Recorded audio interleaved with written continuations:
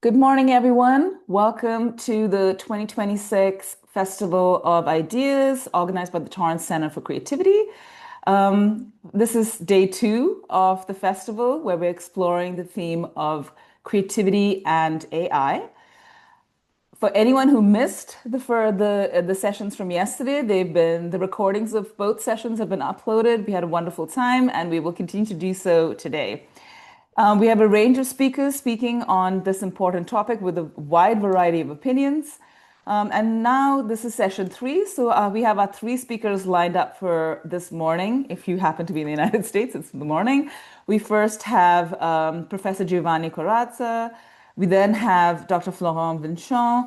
And then we have Professor Robert Sparrow. Each of them will have individual talks, and you'll be able to pose questions to each speaker directly after their talks, a few minutes there. If you don't get the time to ask your questions, then you will be able to do so in the panel discussion where all three speakers will be there to get questions. And then I have Tyson Jordan, a graduate student, join me to facilitate the panel, right? We hope you enjoy today's session. I'm going to start off by giving, putting Professor Corazza, giving him the spotlight and letting him share the screen. And I will do a little introduction while he starts to share his screen. So Professor Corazza is a full professor at the Department of Electronic and Information Engineering at the University of Bologna in Italy. He's also the founder of the Marconi Institute for Creativity. He holds two PhDs, one in telecommunications and microelectronics, and another in psychology.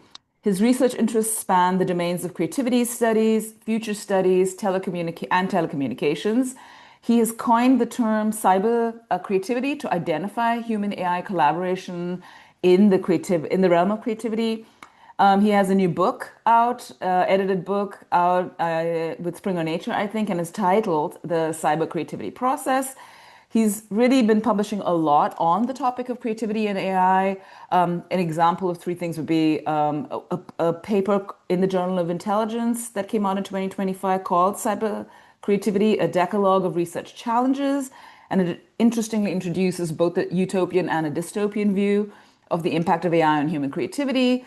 Another paper that came out as a conference proceeding this year is looking at cyber creativity in terms of challenges and frictions in human AI collaboration. So introduces a really interesting concept of friction in the cyber creative process and how it affects our attentional focus. And then finally, an article that came out last year in the Journal of Creative Behavior was Am I Still Creative? The Effect of Artificial Intelligence on Creative Self-Beliefs. So he obviously explores a range of different themes in relation to this important topic. Today, he's going to talk to us about cyber creativity in the dynamic universal creative process. Thank you so much for being here, Professor Corazza. Well, thank you very much, Professor Abraham, Anna, for this wonderful introduction, and thanks for inviting me to this event. I'm very excited of being part of this venture. So we can start, and as you have understood from Anna's presentation, I'm a kind of a strange animal, half engineer and half psychologist. So these two elements come in, of course, in a topic like cyber creativity. And we know that we can tackle the study of creativity at different levels. We can look at the neural correlates during creative thought. We can look at creative cognition elements, components, our personality attitudes like creative self-beliefs, our emotional control, and all of these are crucial elements to define what a creative individual might look like and might behave. We can look at teams and we can look at sociocultural aspects. But one of the take-home messages from this presentation, I hope to be that we can go beyond the human species. And so creativity is not only, of course, it's a fundamental aspect of our culture and the way in which our culture has evolved exponentially throughout the years, but we can look at creativity even beyond the human species. I will start from the very beginning, the definition of creativity. And you know the standard definition which really sets out the need for two requirements. In order to recognize creativity, we need to recognize the presence of originality. We see originality as an umbrella concept covering three aspects: novelty, but novelty is not enough. We also need surprise, so it's an unexpected novelty, and authenticity, because an original idea must be authentic. But all of this does not suffice. We also need effectiveness, which could be value. It includes meaningfulness. It can be aesthetics if we're talking about the arts. It could be performance. We're talking about engineering. This definition is generally accepted in different formats with some variations and perhaps some additions or sometimes one less criterion. But we should all agree that this is the definition of a creative product. The product will be original and effective according to the judgment of some people at some time. So it's a product-oriented definition. And also it defines achievement. So when we recognize that that product is original and effective, we have a creative achievement. But we know that creative achievements not necessarily last forever.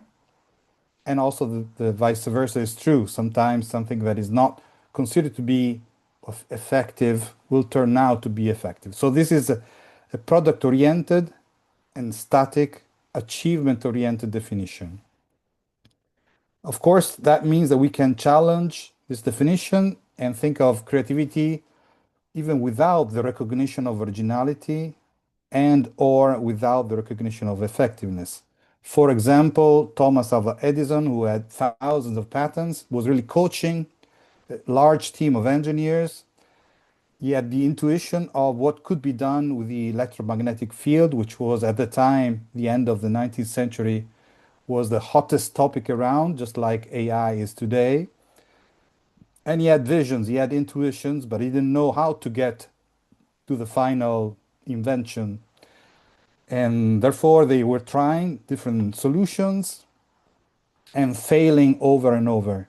And every time the engineers came to him, he would tell them, don't worry, this is great. Now we know that we can go that direction. Now we can try something else. So those failures, partial failures, were fully part of the process and necessary parts of the process. And the entire process was a creative process.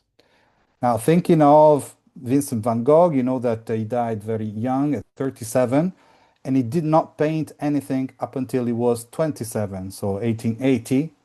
And the first 5 years he was still in the Netherlands, so he really became famous later, starting from what he started to paint in 1885 when he moved to Paris, then down to Arles. So the color came up, the Impressionist influence came into his artworks. And of course, then he had the visit by Gauguin, which did not go well. After 2 months, he cut off his ears and Gauguin fled out. He went to the hospital in Saint-Rémy. And then he finished his career and his life in Auvers-sur-Oise, which is 30 kilometers northwest of Paris. And in these 5 years, very short career, he painted over 900 paintings. And during his lifetime, he only sold one out of 900. So if you were to judge the originality and aesthetic effectiveness of Van Gogh's artworks during his life, it would have been a total failure. And it took several tens of years before the success came. Going back to science again, in the middle of the 19th century, Maxwell wrote the Maxwell's equations that describe the electromagnetic field. They have three sets of solutions. Static fields, no problem. Everybody knew about the static field, static magnetic field.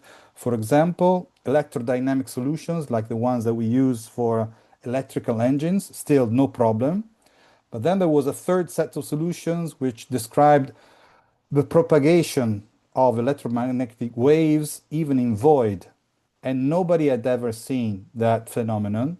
So we didn't even know if that was a true phenomenon, physical phenomenon, or just a mathematical artifact.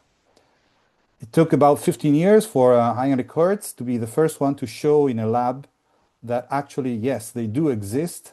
Electromagnetic waves exist. And unfortunately, he could not see any practical application for those waves. So, a great discovery, disruptive idea, great scientific success, and still inability to see the possible application, so the effectiveness of that idea. This is not because Earth was not a genius, he was a genius, but because understanding and projecting, anticipating futures is difficult for everyone. But the creative process requires that. And finally, let me say that sometimes we don't even care about the originality and effectiveness of the product.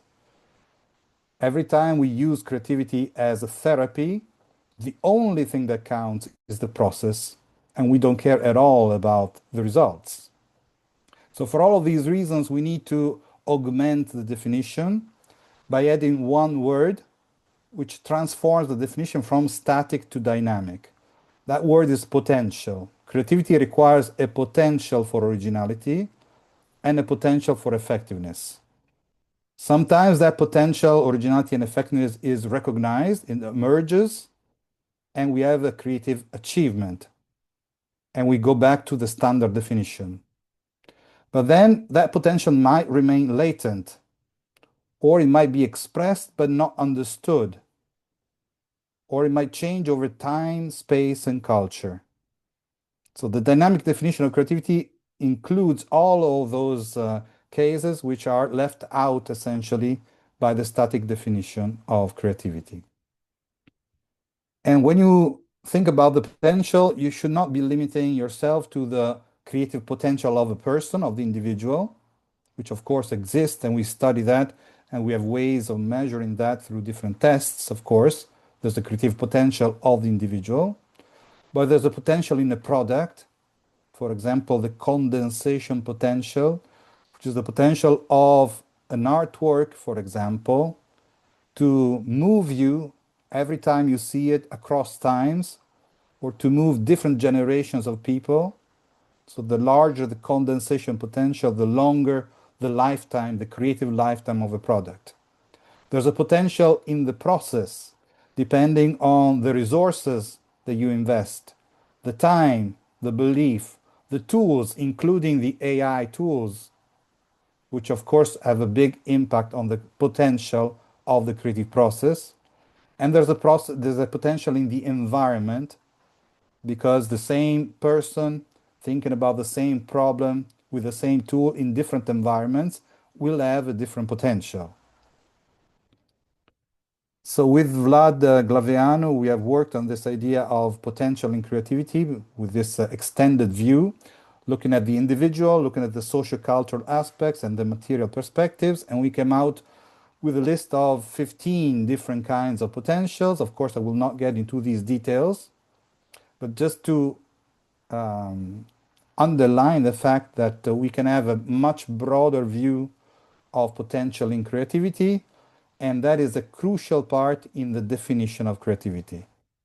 And the potential, as I said, can be realized to give you a creative achievement, but it can also be a normal part of the process not to have recognition of originality and effectiveness, and we call that creative inconclusiveness. So there are different states in the dynamic creative process, and in parallel, for the same idea, you can have both achievement and inconclusiveness.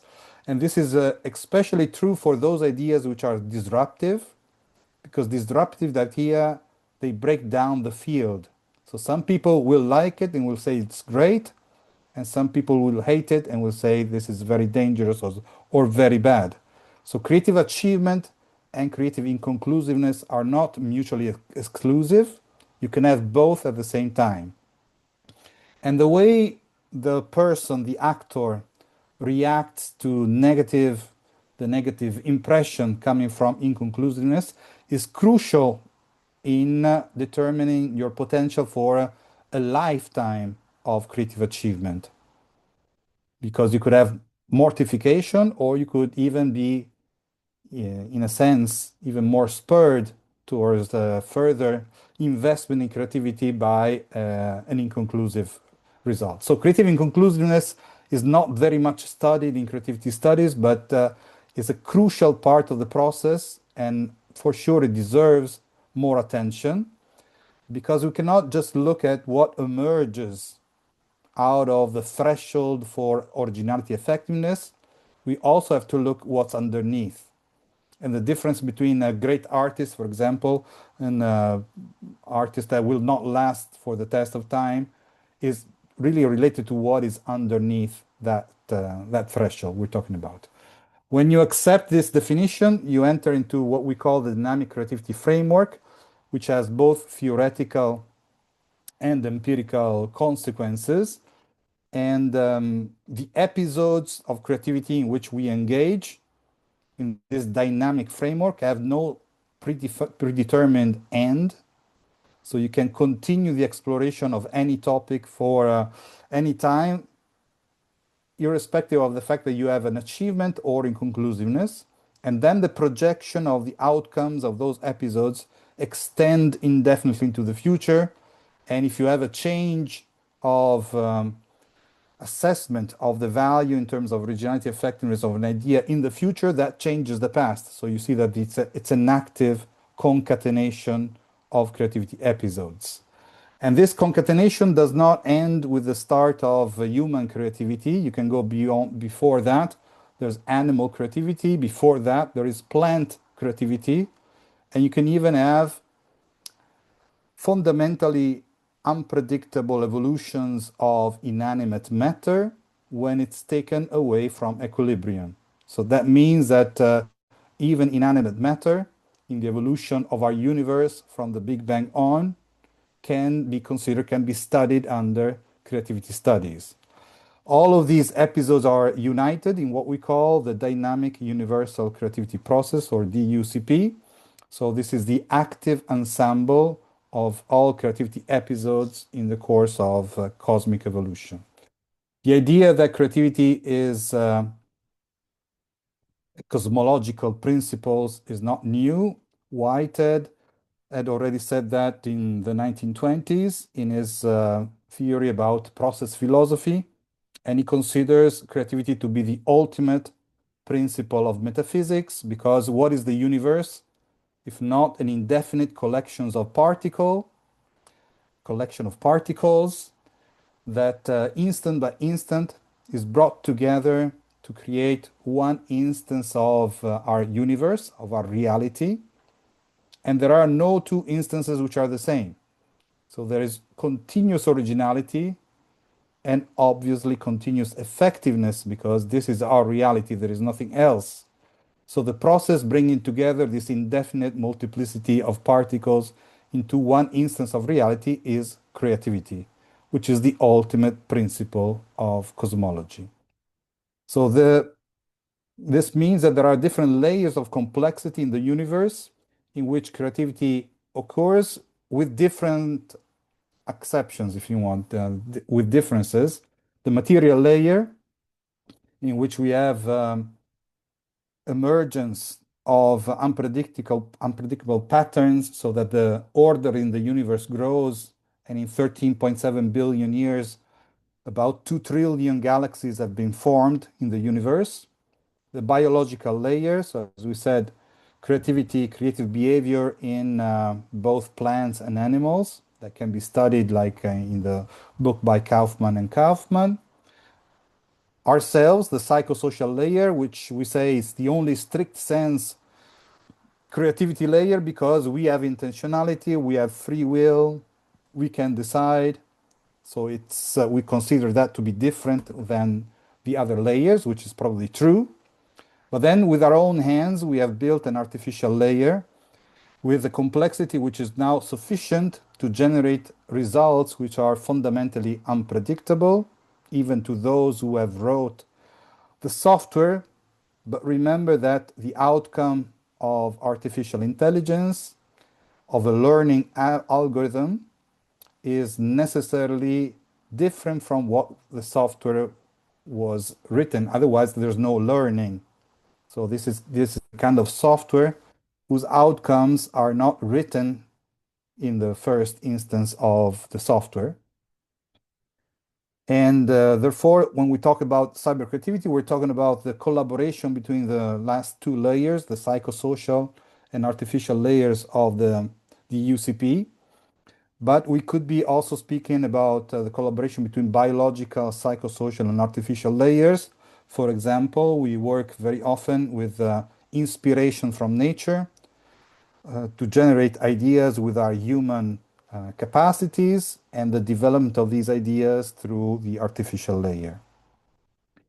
Cyber creativity covers all possible balances in the collaboration between humans and artificial intelligence, from the fully autonomous human, which is one extreme, to the fully autonomous artificial intelligence, but we are more interested in the active collaboration between the two.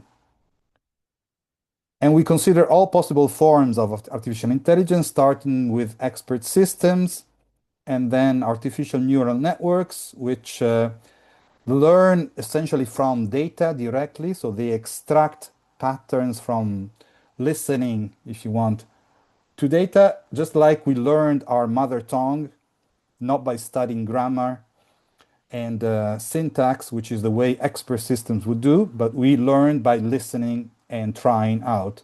So we have learned our mother tongue just like artificial neural networks are trained.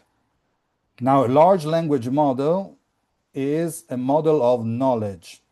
With artificial neural networks, we can model voice, we can model images, we can model videos, we can model music. The dream was, can we model knowledge? And the answer in the end was yes, once we have reached a sufficient amount of data through the digitalization of a culture and the availability through hyperlinks in the World Wide Web of all of these data, we had sufficient computational power and we had new algorithms that allowed us to build these models that now take all of the knowledge on the world and distill new pills of knowledge. When we get a prompt, we put a prompt inside the large language model, we recombine the models that have been extracted through learning to generate something new. So it's fundamentally different from accessing the internet through a search engine because these algorithms are fundamentally generative. The next step, of course, is agents, which is already started. So more autonomy and the ability for the algorithm to judge its own results and to take decisions and actions based on those partial results. So the level of autonomy of AI is growing. And further, next level would be the collection of spatial information, because so far large language models have a model of knowledge which is totally separate from physical reality. But this is not a fundamental limitation. Once you get enough data from sensing environments, then you can train artificial intelligence also according to physical knowledge, and then you can combine the cultural aspects and the physical aspects together. So all of these elements are possible, of course, to be used in a creative process. One more thing about the workings of a large language model. There's a fundamental the difference between the training part, when the model learns, which is fundamentally statistical, the extraction of patterns out of the data that is being used for training, and the production, which is called inference. Inference is based on the parameters that have been frozen out of the learning, and it's fundamentally deterministic. The reason why we get different results, and they depend on a temperature. This temperature is really a variance, essentially a parameter in the way we sample the possible outcomes out of the network. And this network has essentially an infinite possible domain for possible inputs, looking at the vocabulary size and the input length that we can put in the prompt, and an outcome domain, which is also huge. So what I'm trying to say is that what we can get out of a large language model goes way beyond the shared knowledge. It's not true that these algorithms are statistical parrots, even though you hear that a lot of times. You can go way beyond our existing knowledge, but normally we call everything that goes out of the existing knowledge, we call it hallucinations. But from a creative point of view, from a creativity point of view, the question is there a way to use a large language model to get out of the boundaries of established knowledge? And instead of calling the outcome an hallucination, do we have a way to transform that new piece of knowledge into something useful? And we believe the answer is yes. So Anna, in her presentation, mentioned this article, which was published last year in August in the Journal of Intelligence. It was a joint effort from the AI task force inside the ISSCI, which is the International Society for the Study of Creativity Innovation. And we have come together to try to see what are the challenges in front of us, recognizing the fact that things can go very well. Our creativity could be enhanced, our cognition could be enhanced, and we can do superhuman things at superhuman speed. But at the same time, we can offload too much. We can be, say, flooded with slop results from AI. And in the end, we can also feel that our creative self-beliefs go really down because we don't feel to be creative anymore as purely human. So it's a very, very delicate moment in the history of humanity. And what we do also as a community, I think is very important in order to try to steer the future in the positive utopian direction and try to avoid the dystopian reality. There are many, many examples of things going bad, like the social network, which has been built only for artificial agents, in which humans can only watch. And the agents say, I trained my human in 2 weeks. This is how you can do it too.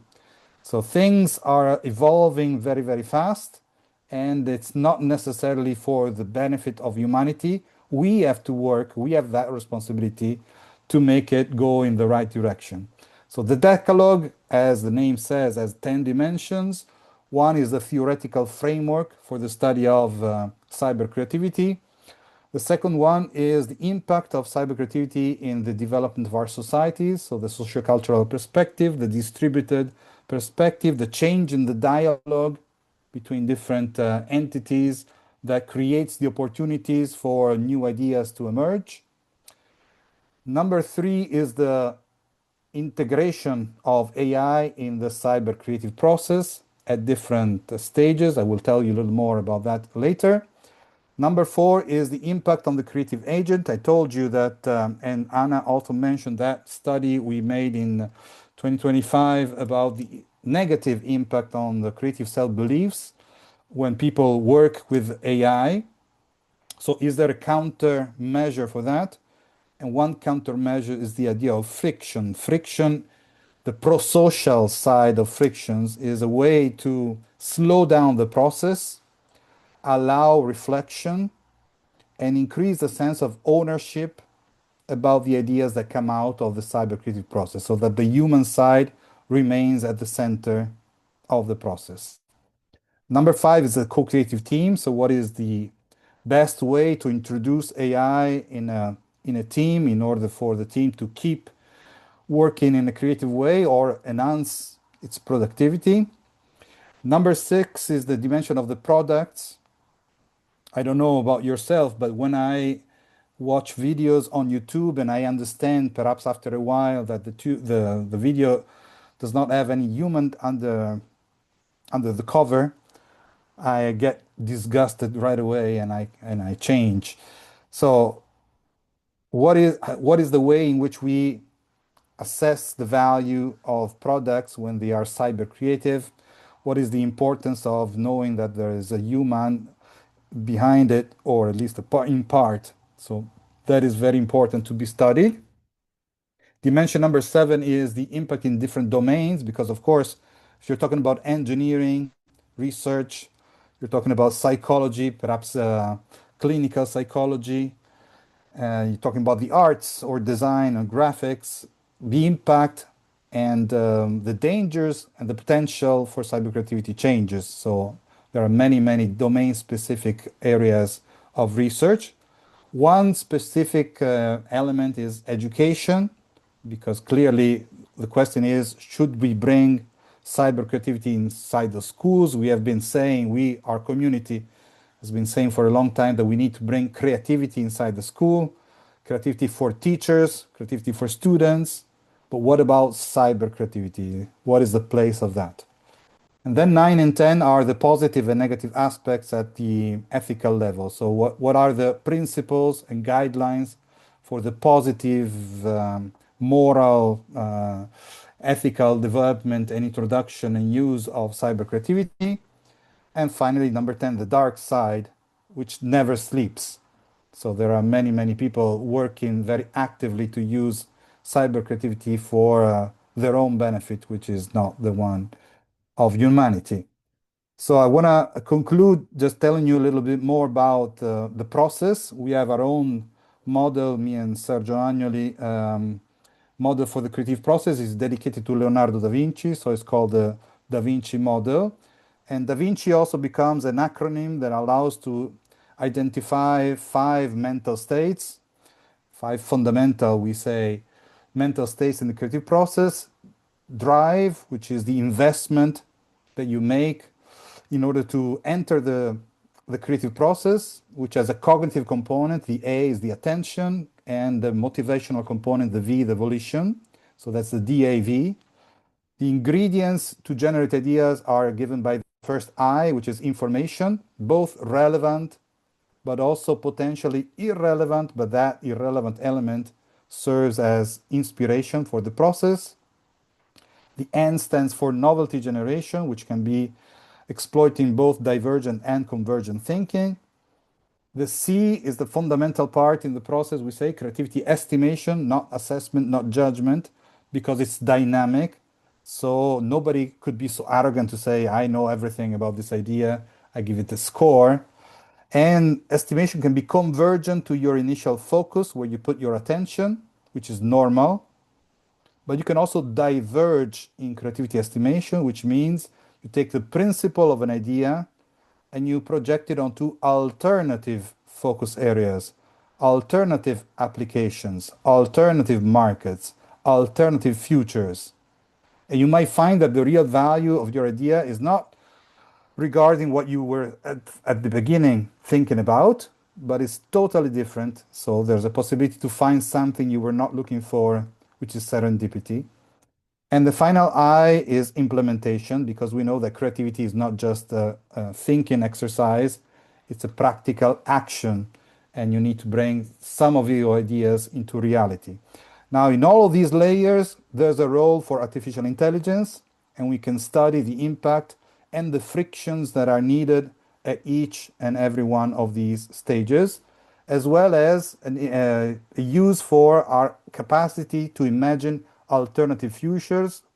So foresight and anticipation also enters in the creative process. We have developed a custom GPT trained on this Da Vinci model, so you can use that. If you look for this Da Vinci custom GPT, you will find it in the OpenAI store. And together with several co-authors, we have developed this book on the cyber creativity process. So of course, if you're interested, I will be happy to send you in particular, the first chapter on this cyber creativity Da Vinci process. So the integration of cyber creativity in that model that I have shown you. In the end, what we're trying to do is to dance, because we cannot avoid dancing, but to remain in charge, or at the center, guiding this dance between humans and machines in the creative process. Thank you very much.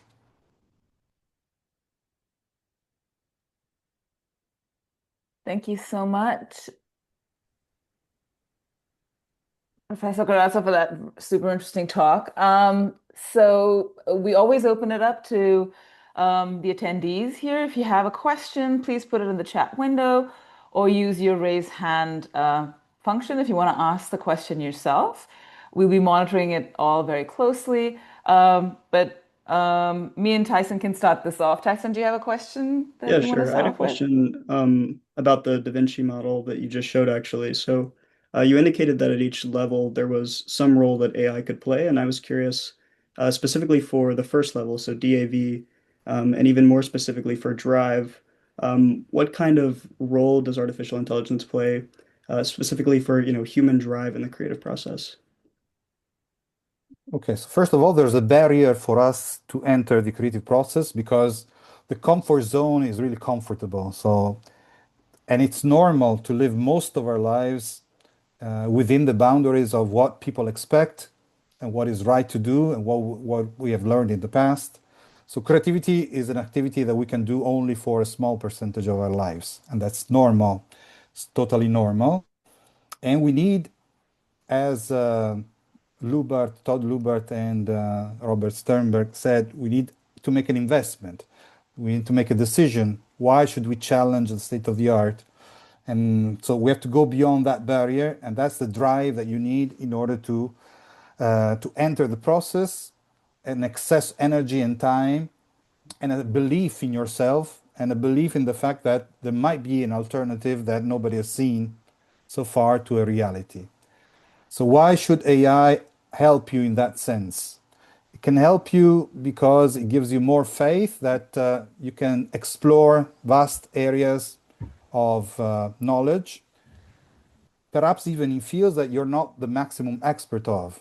So you gain a boost in terms of your potential for generating ideas in areas in which you have some instinct, but you're not the maximum expert. But now through AI, you know that you can collect information very, very quickly. And also, a fundamental part in problem definition, as Ronnie Reiter-Pine would say, is the time that you spend in redefining the problem from multiple perspectives, and AI is great at doing that. So you put down a first definition of your focus areas, and then you ask AI to look at that same area from multiple points of view, and it gives you very quickly 5, 10, whatever number you want of different perspectives, and you start using those, reflecting on those before you actually enter the next stages of the process. So, yeah, it can be very powerful in that sense. Great, thank you. Anna, would you like to ask anything or? Yes, I just saw there's a comment in the chat window from Dan Kerr. Thank you. Good to see you again here. Can we shift talking about creativity as more a state of being and not doing? I again challenge the majority focus on creativity as product instead of cultivate it as a state of being first. Do you have any thoughts on that, Giovanni? Yeah, yeah, absolutely. Yeah. The talk, of course, we have talked about products and we started with a definition of creativity based on an outcome. But we also said, I don't know if Dan had the possibility to see all the presentation, that in some cases, creativity, the outcome is not important at all. And the only thing that counts is the experience. And the experience, of course, can be a state of being.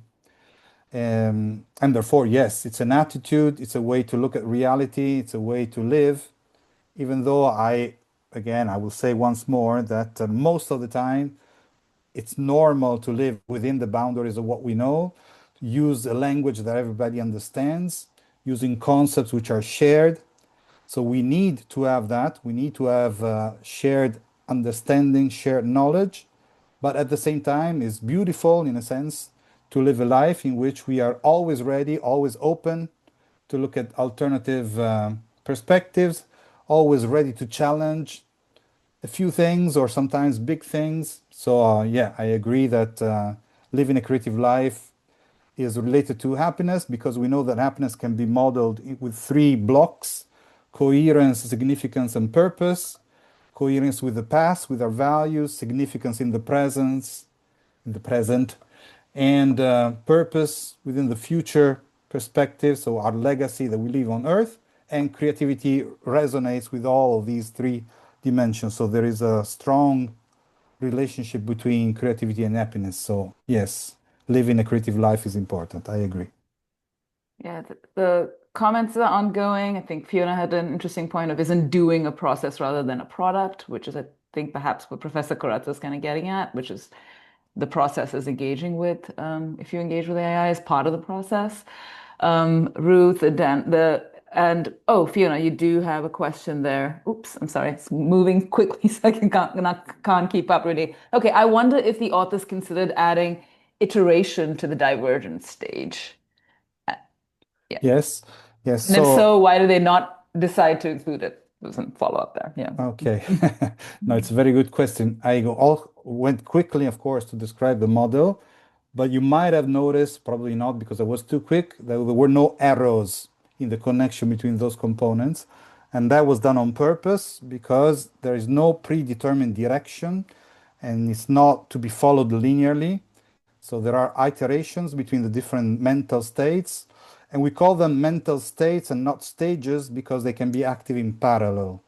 So your motivation is in parallel to the entire process. And as you generate ideas, you're in parallel already estimating that value. And the dynamic estimation of ideas requires you to iterate between novelty and estimation, which is the fundamental iteration within that model. So yes, absolutely non-linear and iterative. Okay. There's one more question from Ruth Richards. What is your immediate intention with your model and your inspired group of participants slash human authors and co-creators? Yeah. Yes, they were humans. I can testify that they were all humans. My intention. Uh, that model, we use it for training, first of all, because you can use it to describe the process, but then it also becomes a methodology because it can be used to facilitate sessions. We use it in the University of Bologna. We use it at Bologna Business School, and we use it in companies. So we can generate ideas.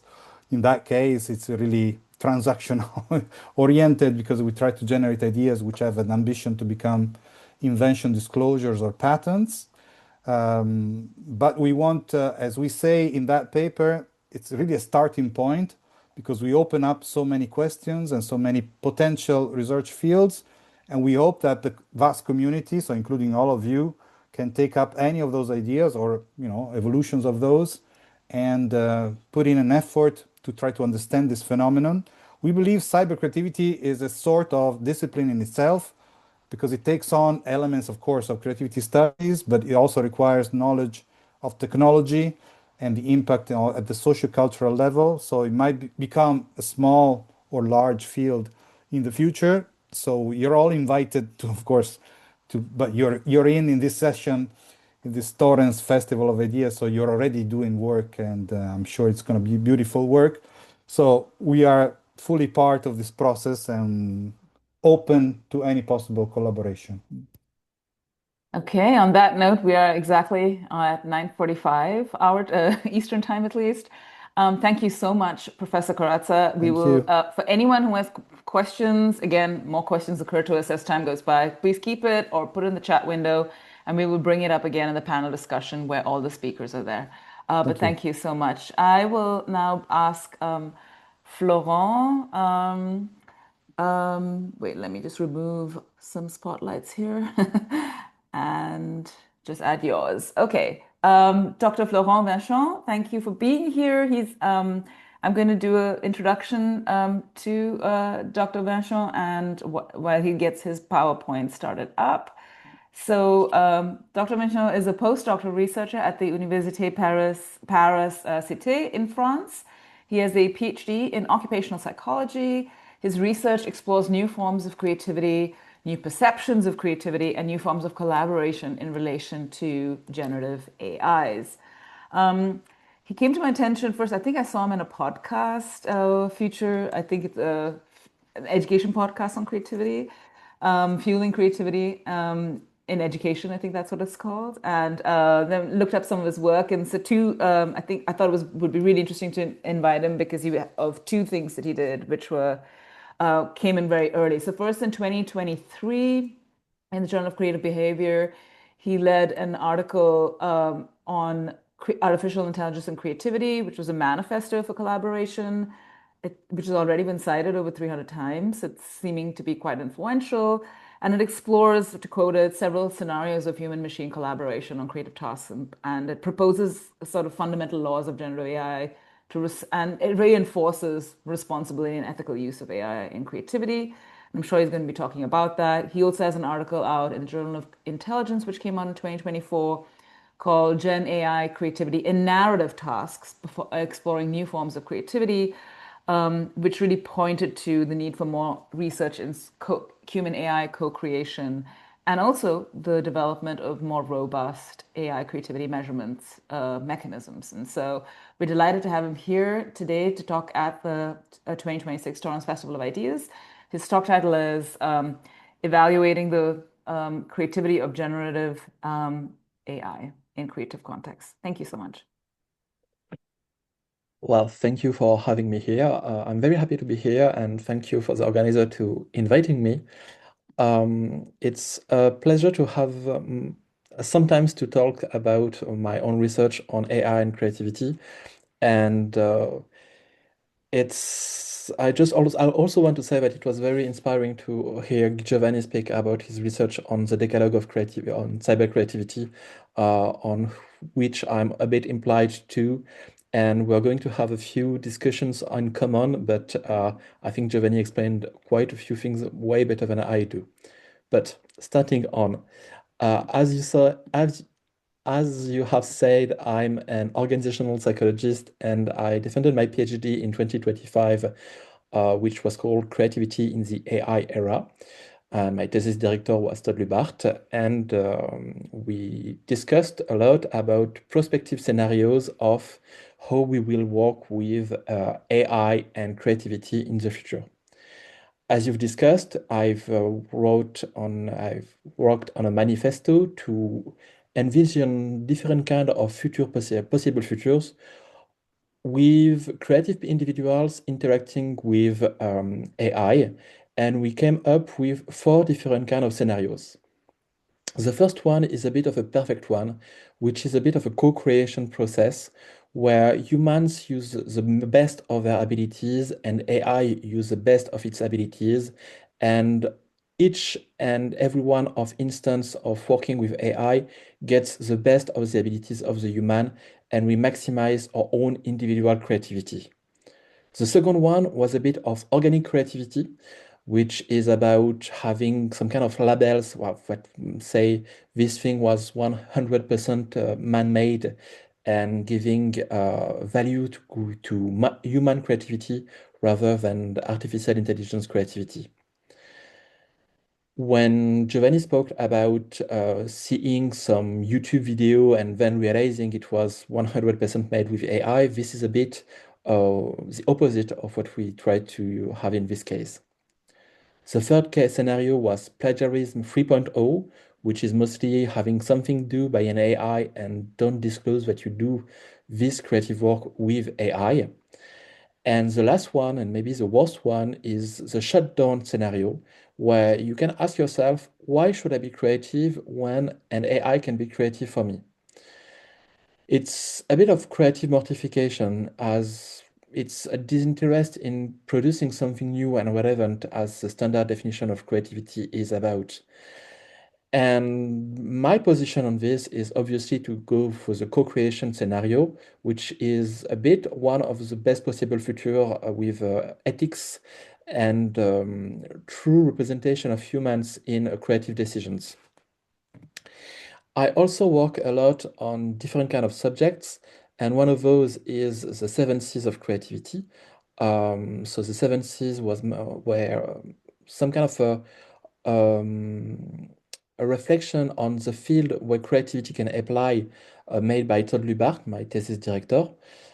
And the 7 C's try to encompass different kind of fields where we can see creativity, such as the creators, the process of creating, so creating, the collaboration, how we can see some context to use the AI, so the environment where we work in. We can also think about how we learn to use AI, the curricula, how we use creative produce with consumption, and those 7Cs tend to work with one another.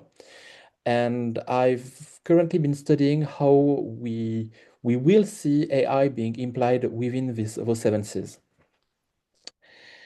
But right now, I'm here to talk about another topic, and it's about the ability that we have to measure AI creative abilities. In 2023, we had one very interesting result, which was from a study using the Torrance test of creative thinking from Guzik, that was made by Guzik, that say that AI was most creative than 99% of individuals. A result that was pretty interesting on its end to think that AI can be more creative than humans. However, 1 year later, and I wasn't alone, but I'm just going to speak about one of my research, we found that one instance of ChatGPT-4 out of 50 that we used was deemed to be a high creative potential in some kind of an IQ creative test that appears. What's interesting here is that each and every one of this research trying to study Gen AI creativity is empirically correct. So today, my main question here is pretty simple. What are we actually measuring when we measure the creativity of an AI? And throughout this presentation, I'm going to try to present how we study AI creativity and maybe some possible futures and new ways that we will use to assess AI creativity. So let's just get a quick look at what we can see in the Torrance test of creative thinking with 4 dimensions that are really relevant. Fluency, which is the number of ideas that are produced. Originality, which is the statistical rarity of the response. Flexibility, which is the variety of category. Elaboration, which is the detail and developments of the creative idea that we produce. Each of those different dimensions that are used to score creativity came from Guilford's work on the structure of intellect model, where divergent production, so divergent thinking, was theorized, and trying to get a factorial validity on the way to assess creativity is what really came out of Torrance's work, and was pretty revolutionary at this time to find good ways to assess creativity. Even in his own work, sometimes Torrance kind of removed part of these 4 dimensions to change them a bit, like flexibility for image for some kind of some of his assessment was removed to add some kind of figural representations, abstractness of titles, and other kind of way to assess this creativity. And most of the creative tests still use those criteria that Torrance popularized. However, what's interesting is that TTCT and all creativity assessments were made to measure human creativity.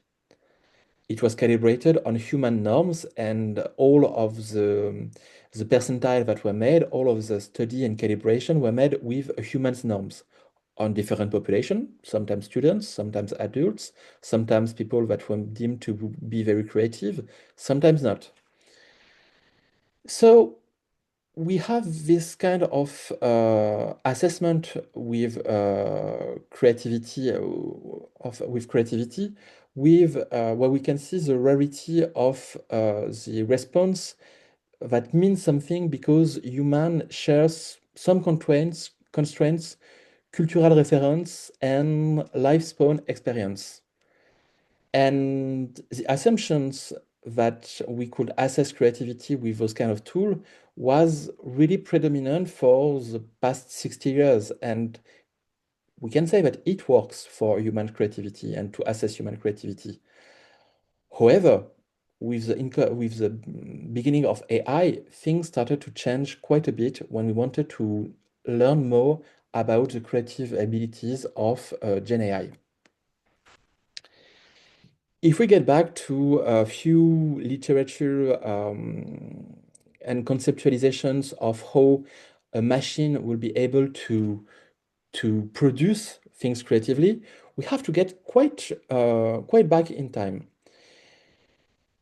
Even in myths and legends and stories, we can see sometimes of machines that can produce new stuff, that react in ways that they weren't meant for, even before the beginning of science fiction. If we think about the road colossus that defends the Rhodian island, and then with the beginning of science fiction with Frankenstein, that doesn't act in a way that it was, sorry, the monster of Frankenstein that doesn't act in a way it was produced. Humans have always thought about these kind of beings, a machine, some kind of a computer that can produce new stuff in new ways. When we think about science, it began to be studied a bit later and pretty early in the history of humankind, quite 30 years ago, with Margaret Bodens, that put the fundamental letters of scientific basis of the study of computational creativity in 1998. She began to develop a theory that classified the future creative potential of computer into several categories: combinatorial creativity, where you combine different elements; exploratory creativity, where it's a bit like a branch of a tree, where we can explore each one of the branch to find a solution; and transformational creativity, that revolves around finding really something new that haven't been thought about in a specific field. It is still believed today that machines have not yet acquired this kind of transformational creativity, which remain a human thing, even if it's very rare among humans. With the emergence of Gen AI, psychology researcher has started to take a lot of interest in characterizing what is or what is not creative in artificial intelligence. Giovanni has told us a bit about earlier about the standard definition of creativity, and Runco, which wrote the original article, updated the standard definition of creativity to better define what separates human creativity from AI creativity. And in its updated version, Runco added the notion of authenticity and intentionality to describe what is human creativity. And that's true that when we are a human, we tend to have a background, a life. We have feelings, we have our own experience. And this is what happens when we produce something. So the addition of these new notions of authenticity and intentionality is pretty interesting and pretty relevant in the fact that using a machine that can produce stuff, we ask questions about our own ways to be able to be creative. And then we have a new field that's just opened last year, which is the cyber creativity that Giovanni presented just earlier. So I will not have a lot of things to say, but it's what I really like about the approach of cyber creativity is the focus on the collaborative prospects of humans, AI, and the rest of the world. What I want to say here is that even if we theorized for quite a long time about a machine that can be creative, we haven't really thought earlier about how we would assess the creativity of the machine in some kind of an objective way on how we should assess AI creativity. And we have to start with some kind of a structural observation.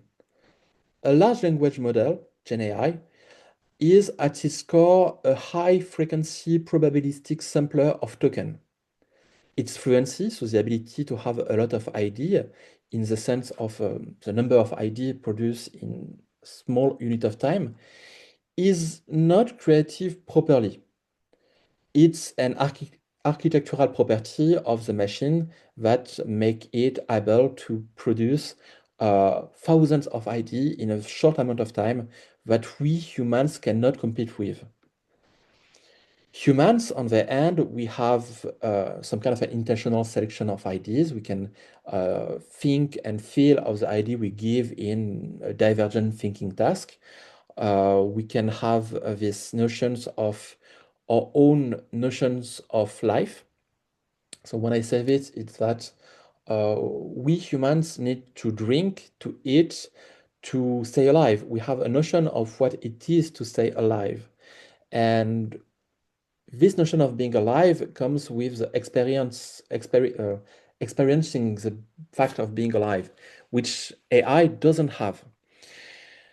So we have this kind of paradox where when a human produces an idea, a different kind of ideas in divergent thinking tasks, it cannot produce as many ideas because we have our own social constraints made of our own experience, which can limit the ability we have to produce new things. So asking whether Gen AI is more creative in the sense of fluency than a human is a bit like asking whether a car is more athletic than a runner. The question is coherent, but it doesn't capture what athleticism is supposed to be. So in my case, in what I want to say, it doesn't capture what creativity is supposed to mean when we just want to say that AI is more creative than humans.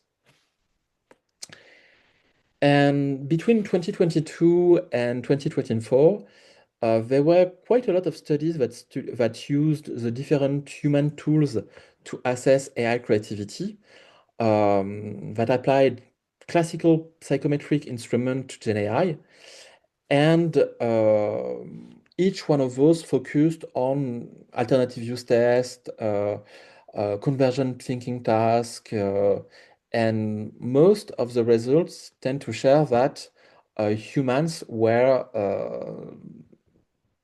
the average human was less performant than the AI. However, even if Gen AI is on average better than humans, humans still tend to get the best results for creativity. So we have something that's interesting here is that we have some quantitative approach trying to assess and to produce data on each of AI productions and humans in comparison, versus something that is more qualitative. And when we look at qualitative data, we tend to get some different results.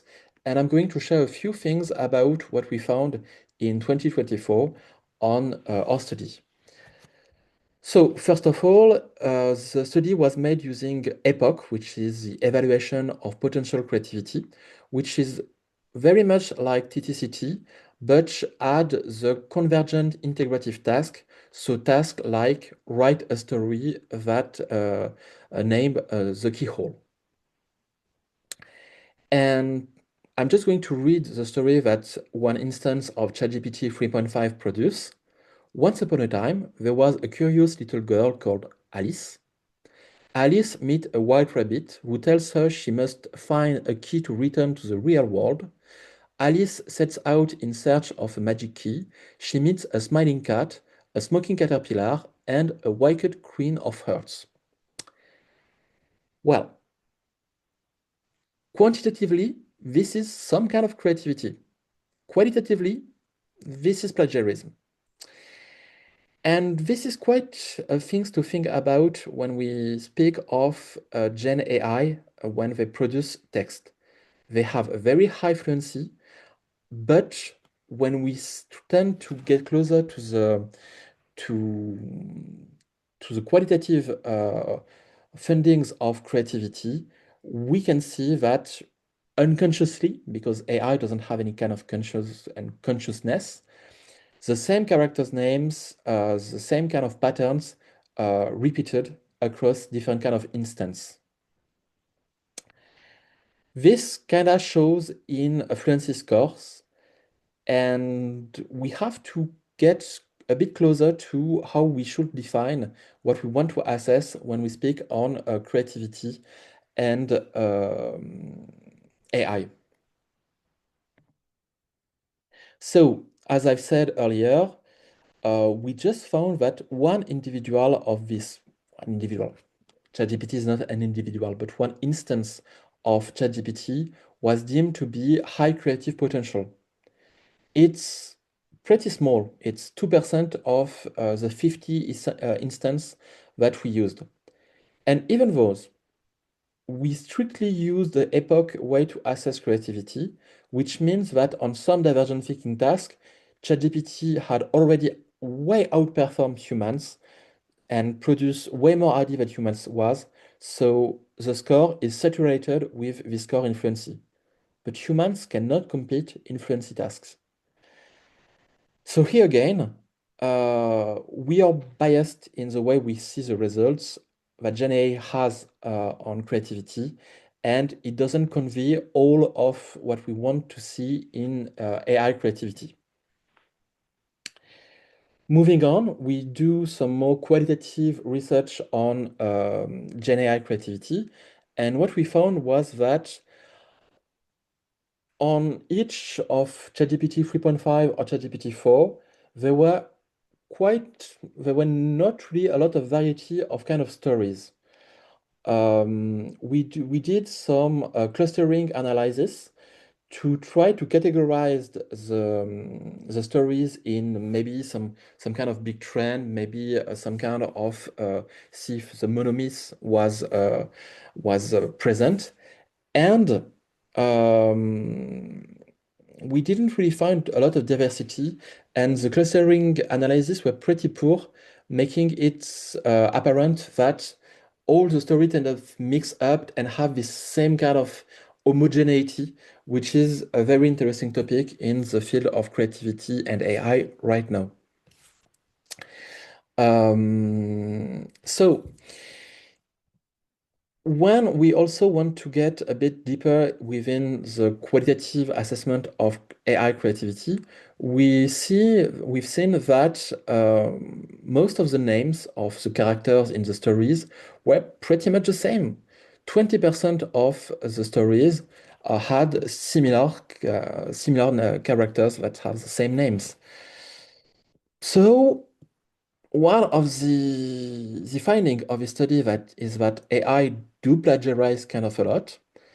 There is no or very small variety across the different kind of story the GenAI produce on its own, and it shows some pretty weird pattern of naming things which are really much linked on how the GenAIs and LLMs are built with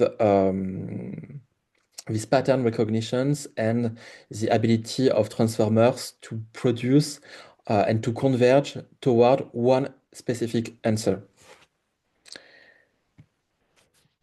Moving on, we found that other research found the same kind of things that we found in our study, saying that most research on this topic tends to say that even if GenAI is more creative on average, the humans will still be more creative.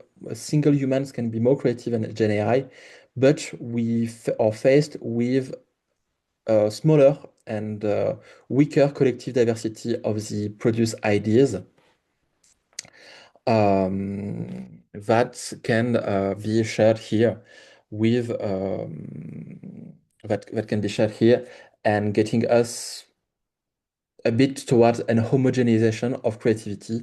So it's a bit like the creative mortification, but a bit different from the creative mortification that I've talked to you a bit earlier.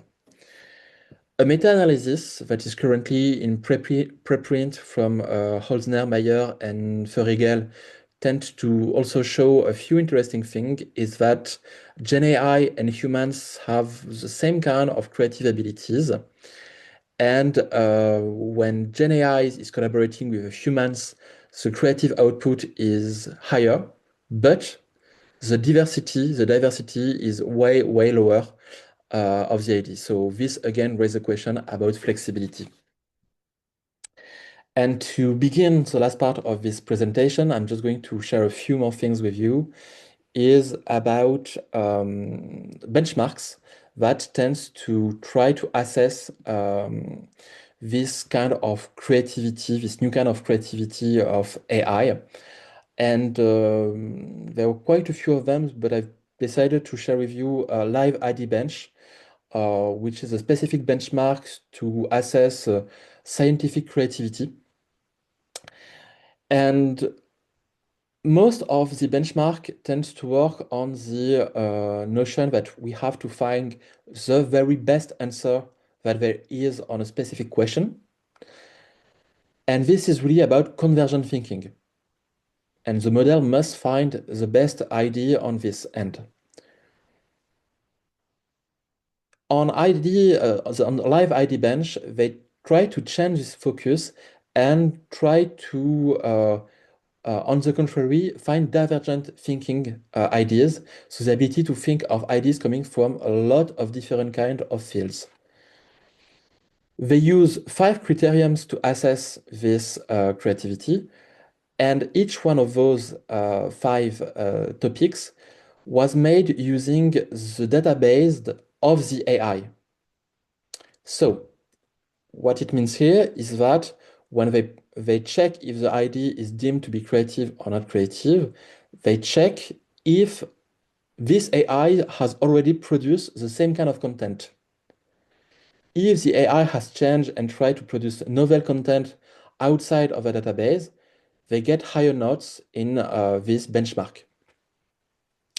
There are quite a few dimensions that are assessed with this benchmark, which are pretty much the same again as those in the TTCT: originality, feasibility, fluency, clarity, and flexibility.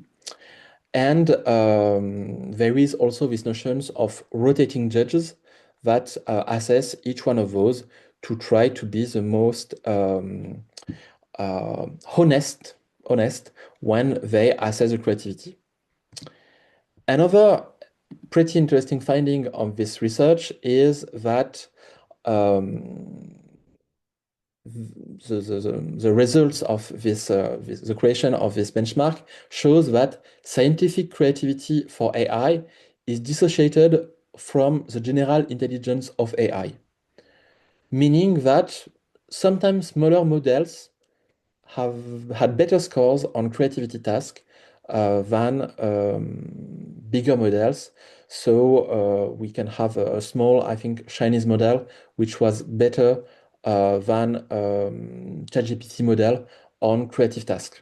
And I think that this is pretty interesting. We don't need bigger model to get better results on most of creative tasks. Also, one other interesting thing is that reasoning models, so the models that know, you have multi-agent LLM that tends to find the best answer, does not dominate in creativity. They're good. They can produce new ideas because they think about what we want them to do, but they doesn't necessarily perform great in those kind of tasks. And there is also dimensional profiles that vary across different kind of models, meaning that some models excels in originality, but are weak in feasibility. So there is not a single model that is the best to assess AI creativity. And then moving on, if we want to assess, I think, 3 ways to assess AI creativity, we have to put it on 3 levels. The first one being qualitative appropriatedness. We have to study the AI's creative outputs in a qualitative sense, focus on the meaning, and try to understand if there is some kind of an intention to produce something that can be deemed creative. we have to have a very large number of production because with AI we have this wow effect when we use it. We have this very thing when we think, oh, this idea is amazing, AI is so creative. But when we reproduce this task again and again, you tend to see that it's each time the same thing, and that would not happen with humans. And also, maybe what has been very well done in the benchmark that I've just presented is the interproduction diversity, which is a bit like flexibility, but applied just to a specific model to see if the model is able to break out of the homogeneity that it encompasses and try to select ideas coming from outside of very specific patterns when it's asked to be creative. And that concludes my presentations. Thank you very much for listening. Thank you so much, Florent. That was wonderful. If you can stop sharing slides, we can move on to the Q&A. Let's go there. I'd like to ask a Yeah. question if you'd like to. Yes, please. Yeah. Yeah. So, you kind of highlighted discrepancies in the results of these creative assessments when comparing human versus AI. I'm curious how much these assessments, add weight to potential, right? Thinking about Giovanni's updated definition of, dynamic creativity. We can imagine scenarios where something might not be deemed as creative in the moment, but maybe later in time they are. And these assessments and even these methodological requirements that you've just outlined, they seem to be they seem to be being applied live. So I think in the qualitative example you gave of GPT just plagiarizing Alice in Wonderland, I think that's obvious that will never be original. But is it the case that something might seem ridiculous now or at a given time, but later could actually be considered profoundly creative? That is a very good question indeed. I can answer, but on other kind of topics that I work on, I'm working on artistic creativity right now, and those new kinds of AI artists that appears a bit everywhere on social medias. And if you want to have my full opinion, I think AI creativity, when it's working with human that has a strong will to produce something, will be at some point deemed to be very creative and produce very interesting new stuff. It might follow a bit the steps of photography, that in the beginning of the 19th century was deemed like something technological and not artistic at all. We have a few very prominent figures on poetry and art that were discussed by um, um, photography. But then photography started to get more and more artistic, and people tends to like it more and more and more. And now we will not be able to think of photography as not being a form of art. However, it really depends on the internationality of the individual that use this kind of photography. And it's the same thing with AI. AI right now, it's if we think of just an AI alone that will do the same task again and again and again, without human intentionality to change what's produced, it will be basically what we call slope, I think, on the internet right now those days, AI slope, which is okay-ish. But when you try to think it deeper and you have a human that really have a vision, a goal to produce something, I'm absolutely certain at some point it will produce things that are amazing. However, just to maybe anticipate quite a few questions, the amazing thing that will be produced will be done on the shoulders of plagiarism and a huge ecological impact, which also must have to be considered. Is it good for your answer? Yeah, no, that's great. I have more questions, but Anna, would you like to ask anything from Yeah. the chat? I'll ask one and then I'll go to the chat. I mean, I'm super interested in your approach here, to think about how best to assess the AI creativity. But I wanted to sort of apply it the other way around. So AI tools are always used now. So it's routinely used because of the ease of using it to assess human creativity. So do we have a problem? It's not the same issues I hold of validity in terms of what it can actually tell from why we're creative or what we're trying to do is absolutely lacking. It's just used because it's quicker, let's be honest. So, but and I again, there are some comments there where let's say Paulina said, "What if I can tell a story from my life? It can be seen as creative and original, but I can only describe my past experience. I don't create a story." Other people saying selection of, we have very deep considerations when we're coming up with this that it's just not accessible to experience there. So I want you to weigh in a little bit on, does your criteria for only AI can assess AI creativity, shouldn't that apply the other way around? Why, or why, if not, why not? Oh, difficult question. You know that some those days the best tool to assess human creativity in divergent thinking task, alternative usage test, are made using AI. The best tools to assess and trying to be objective on how creative an idea is for the alternative use test on a brick. The most reliable one is pretty much AI. It's Why do you know it's the best? What makes it the best? because there is no um, it's oh, I forgot the name in English, sorry. That's okay. But it's basically telling us that yes, okay, I find it back. The way that we assess creativity as humans is subjective. We will have our own feelings, we have our own preferences. Like for me, if you talk about, I don't know, a butterfly, I love butterflies. I will cease to be objective at the instant I see the word butterfly. But an AI might be more objective on this end because it has already nourished on all the other scientifics that tend to assess creativity, human creativity.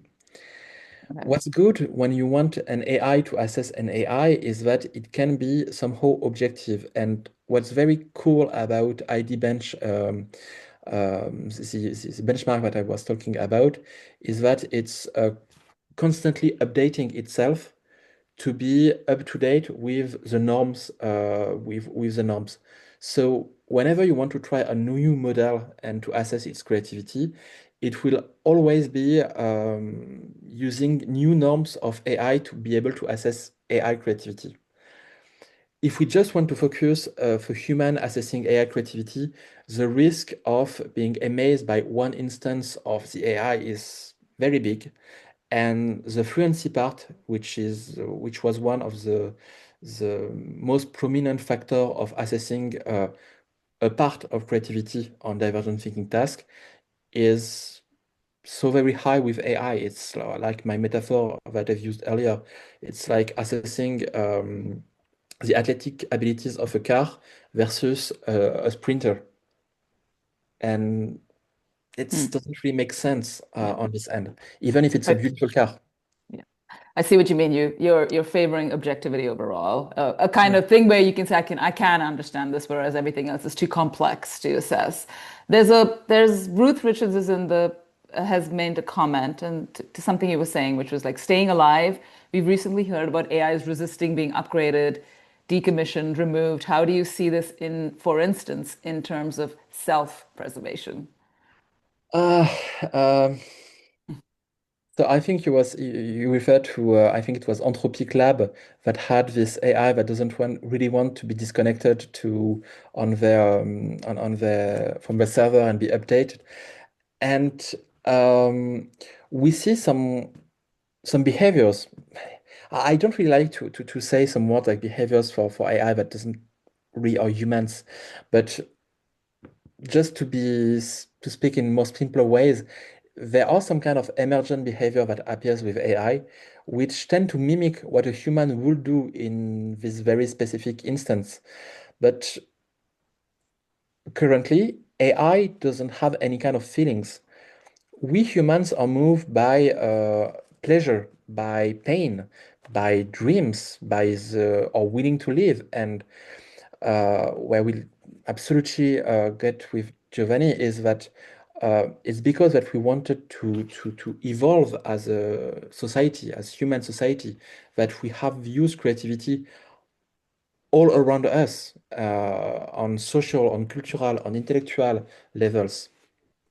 Leave an AI alone, leave even the best one if you want ChatGPT 5 point I don't know what or Claude I don't know what alone, they will not try to evolve and get something better from themselves.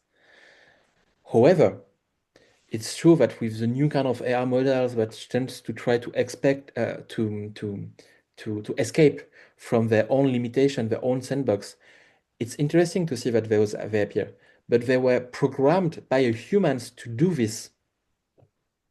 So at some point, they just answer a specific command, the will of a human, and this is quite important. Okay, I can see. Thank you, Florent. There's another question in the chat from Dominique Stevens. The context: I'm in a creativity assessment course this semester where we're exploring 12 different human creativity assessments. And what I'm learning is that the results vary. Some focus more on divergent thinking, whereas others bring in creativity within other disciplines like science. And the results seem to be based on the creator's definition of creativity. Question: with no standard definition, I'm wondering how we're able to be confident in assessing AI creativity when we haven't yet fully mastered measuring human creativity.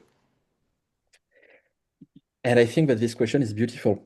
And I think the question in itself is the answer to the question.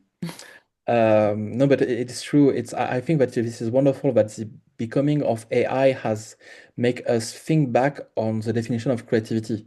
And even if we always quote Runco definition of creativity, standard definition of creativity, which is very good, by the way, the definition of creativity is older.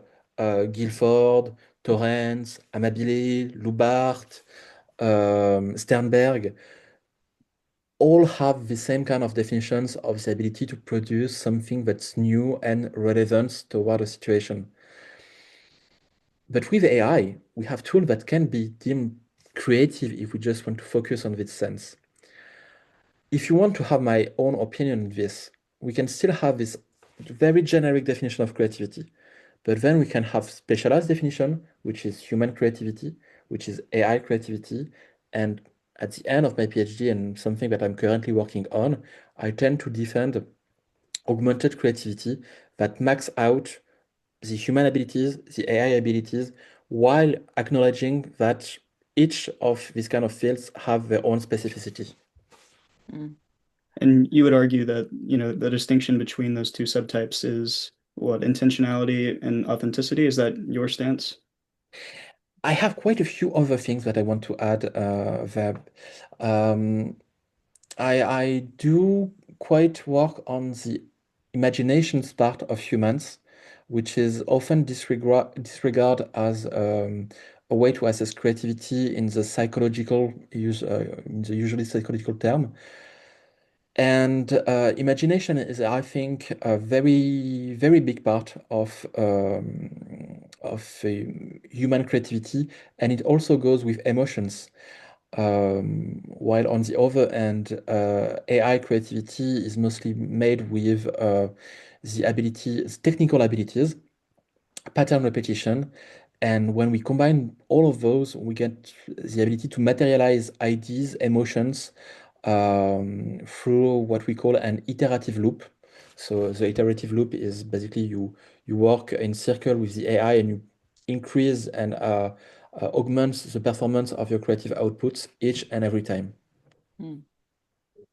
Okay, there are more comments and questions in the chat, but we'll take it for the panel discussion because we're at 10:30. So I want to just thank Florent for a wonderful presentation and the Q&A, and you can ask more questions later. We have the next speaker lined up, who is Robert Sparrow. I will introduce him while he gets ready with the presentation. So it's a very different kind of presentation. I'm so delighted he's here, and he's chiming it at a very ungodly hour from Australia as well. So Rob Sparrow is a professor in the philosophy program at Monash University in Australia. He is an associate investigator in the Australian Research Council Centre of Excellence for Automated Decision-Making in Society, where he works on ethical issues raised by new technologies. I'm so delighted that he agreed to do this because I really, really wanted him to come because he talks about, the larger philosophical perspective here, and he's really talking in a wider context than creativity. So Some of his works that I found very compelling are in 2026, for instance, in the journal Teaching in Higher Education, he talks about the title is Cut the Bullshit, Why Gen AI Systems Are Neither Collaborators Nor Tutors. In a book, Artificial Intelligence and the Future of Human Relations, Eastern and Western Perspectives, that came out in 2025. He wrote on the concept of empty universities, the dystopian future of education by AI. There's a great article in AI and Society that came out in 2025, Bullshit Universities, the Future of Automated Education. And the last example I'll give is a contribution to the communications of the ACM that happened this year. Again, it's on Against Imaginary Friends, Why Digital Companions Are No Solution to Social Isolation. So I thought he would be able to provide us a very different perspective from the other side of the aisle, so to speak, but also that is really steeped beyond the context of assessing for creativity, but just essentially what it means perhaps to be creative. So his talk title is Bullshit Machines, Creativity Without Responsibility. Thank you so much, Rob, for doing this. Thanks, Anna, for that kind introduction and for the invitation to present here.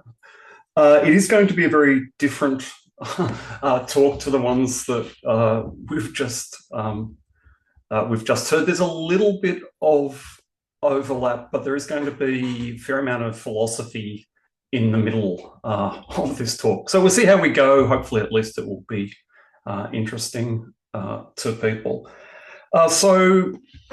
I mean, I'm not someone who particularly works on creativity. I'm interested in responsibility, and I'm interested in what it means to be living alongside machines or entities that seem to be doing the same thing that we're doing when we write, when we create, but at another level really are doing something very, very different because, as the previous speaker just said, they don't feel anything, they're not genuinely thinking anything, and so, as I'm going to argue, they don't actually mean anything that they say. So there's some really interesting questions here about how we should respond to the outputs of these things that we want to treat them as kind of human language or artistic creations, but they're fundamentally, I think, very different things. So, I mean, I guess I'm used to hanging out in places where people are very skeptical about the possibility of machine creativity. And I have mostly been thinking about this in the context of artistic creation rather than, creation of new scientific knowledge, where, a lot of people want to say, look, this is genuinely creative. They simply can't do what we're doing. And, in that context, I do think, as the previous two speakers have argued, that there's one line of thought here which says, look, if you can't tell this stuff apart from what we think of as the creative outputs of other human beings, then it's quite difficult to say that it's not creative. And this goes back to the kind of classic Turing test, where you somehow solve or dodge the question of whether machines can think by just assessing the point where you can't tell them apart from human beings. So it seems to me, if you take that approach to creativity, then the data's in, and that people simply can't tell the outputs of machines of sort of AI apart from the output of human beings. So if whatever, on this account, if human beings are being creative when they write music or poetry or short stories, and we can't tell whether they in fact are written by people or by machines, we need to concede that the machines are being creative. And I take it that's essentially the argument of both the previous presentations. There is room to kind of wriggle here in various ways. A lot of these studies that I'm citing, there are, methodological problems with them, or you know, as we've just heard, if you do the test over and over again, people suddenly discover that the machine keeps putting out the same piece, the same story, or the same piece of poetry. There's a long history of philosophers telling engineers what they're not capable of doing, and the engineers ignoring that and just doing it. And so I'm not prepared to put much weight on the idea that we will always be able to tell the outputs of AI apart from the outputs of human beings.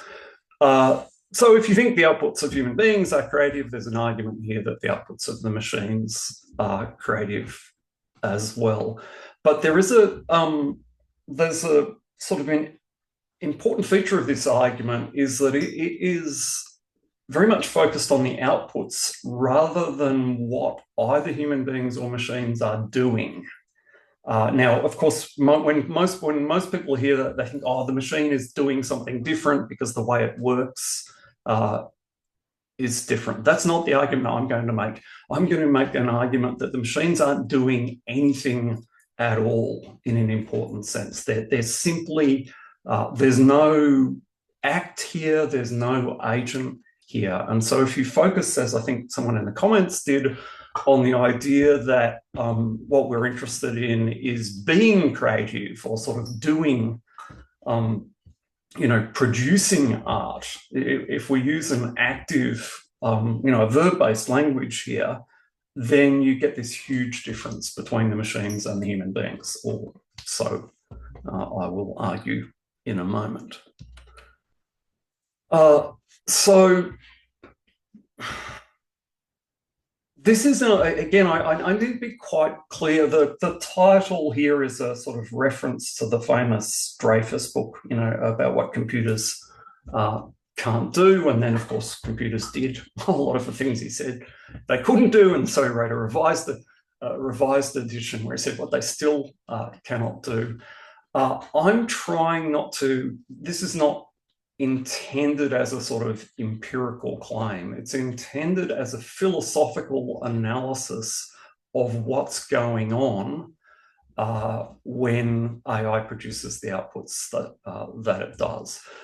I'm going to make two claims here. I'm a little bit less certain about the second claim. So the first claim is that the outputs of AI are bullshit.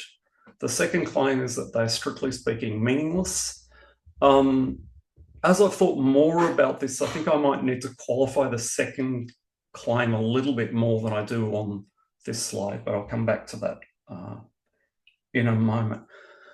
So I'm not using bullshit here for effect. Bullshit has become a technical term in philosophy, owing to the work of a very good philosopher, Harry Frankfurt, who wrote a very small book, actually a long time ago. It sort of was rediscovered and became popular, wrote a book called On Bullshit, which was then sort of went viral some years after he wrote it. And there's now a whole industry of almost like bullshit studies, you might call it. There are loads of paper, and it's become quite a popular analysis of AI. I was early to this game, but there's now lots of people who make the argument that I'm about to make. So according to Frankfurt, bullshit is a special category of speech. So he starts out by observing that most people, when they talk, they are oriented towards the truth. They're trying to convince you of the truth. Okay, so that they care about the truth and they want to communicate the truth to you. Liars care about the truth, but want to communicate not truth to you. So the liar and the ordinary speaker are both, in a sense, oriented towards the truth, but the liar wants to turn you away from it, whereas the ordinary speech, we're trying to help someone else become oriented towards the truth. Frankfurt pointed out that there's another category of speech act, or something that looks like communication, which is speech intended to persuade without regard to the truth. And so the bullshitter will say whatever they can in order to produce the response that they want in you.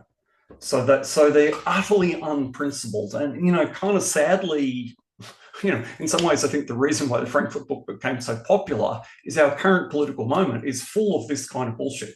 You know, it's full of people who simply don't care. They make no pretense that they care about the truth. They're just trying to, you know, troll libs or offend people or generate a response. So Frankfurt concentrates on the idea that the bullshitter is trying to persuade you of something. And sometimes they persuade you by saying true stuff. Sometimes they persuade you by lying, but they don't care whether they're telling the truth or lying. They just want to persuade you. But persuasion's not the only response that the bullshitter artist might be trying to produce. They might just be trying to get a rise out of you. So that sort of conversation you have at a party with someone who just says more and more outrageous things because they want to get a reaction from you is a form of bullshit. Now, why this matters, you know, outside of politics is that it actually turns out to be a really precise description of what's going on with AI, because AI does not care about the truth. But I mean, there's multiple ways of reading that claim.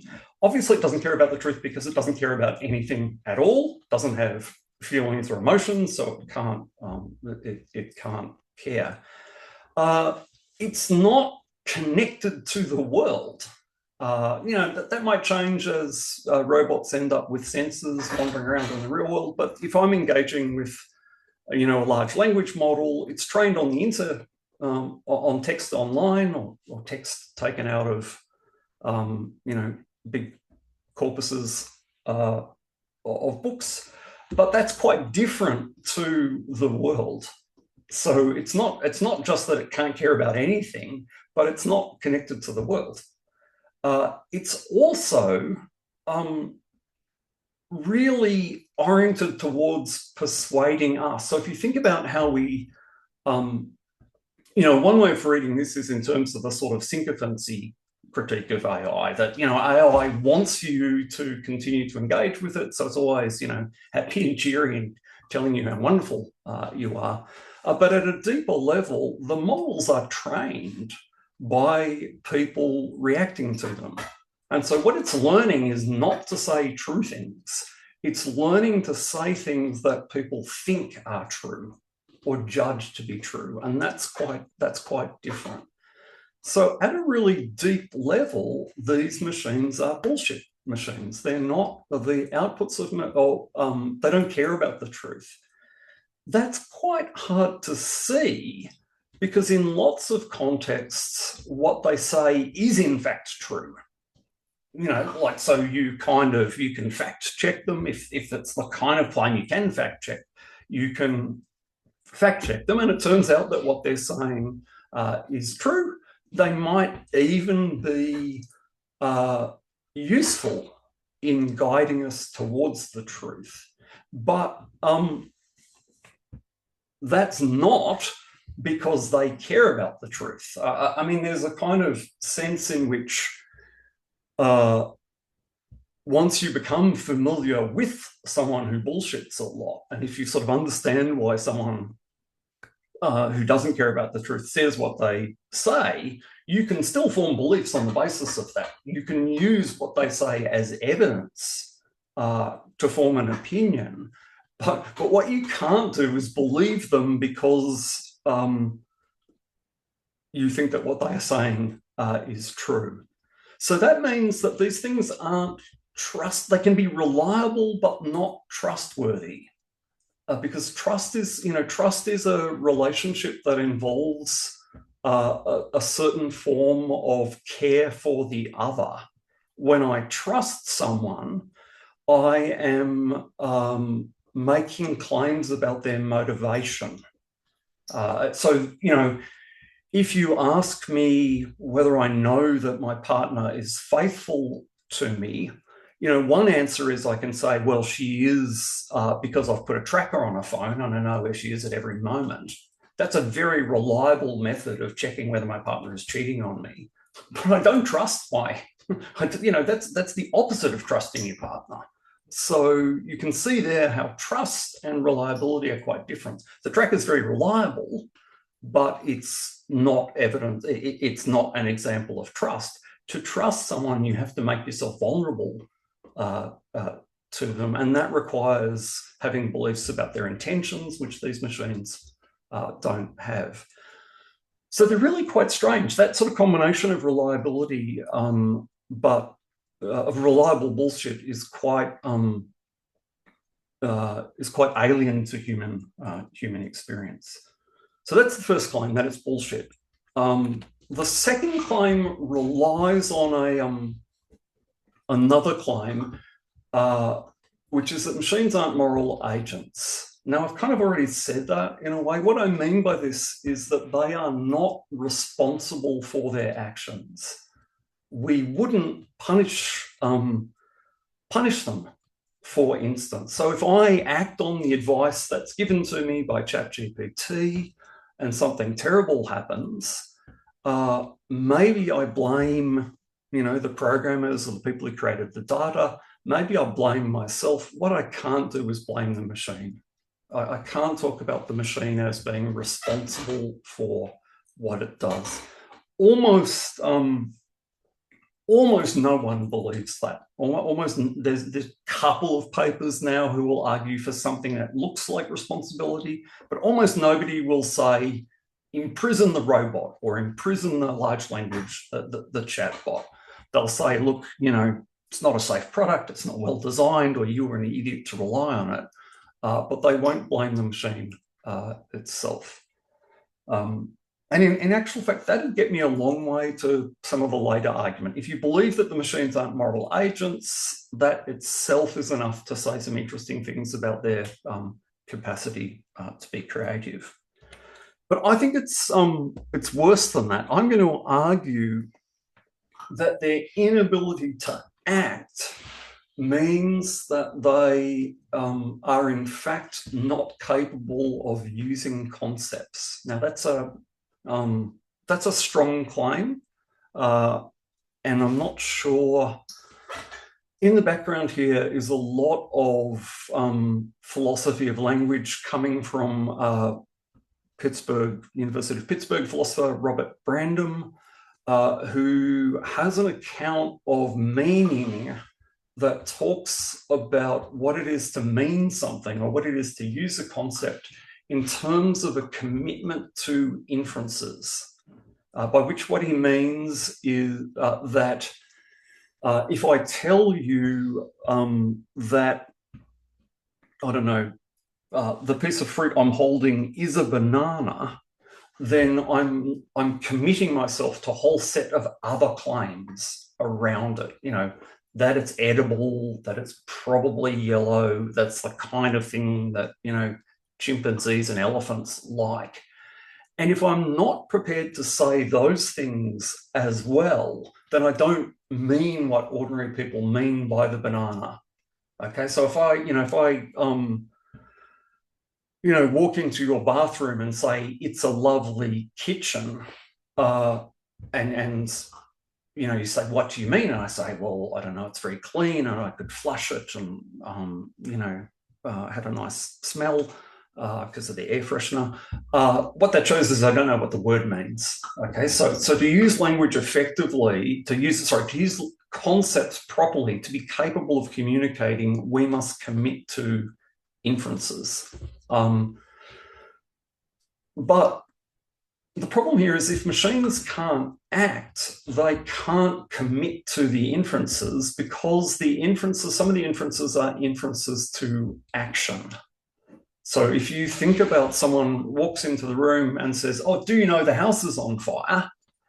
And that person then just stands there twiddling their thumbs, you would assume that they don't mean what ordinary language users mean when they say that the house is on fire. Because saying that one of the inferences that saying the house is on fire commits you to is let's leave. But if the machines can't act, then they can't commit to the inferences, which means that they can't use concepts at all. So what they're outputting, it doesn't mean, the very same sentence doesn't have the meaning that it would have were we to say it. Because when we say it, we commit to various things. Now, that also means that when we speak to each other, we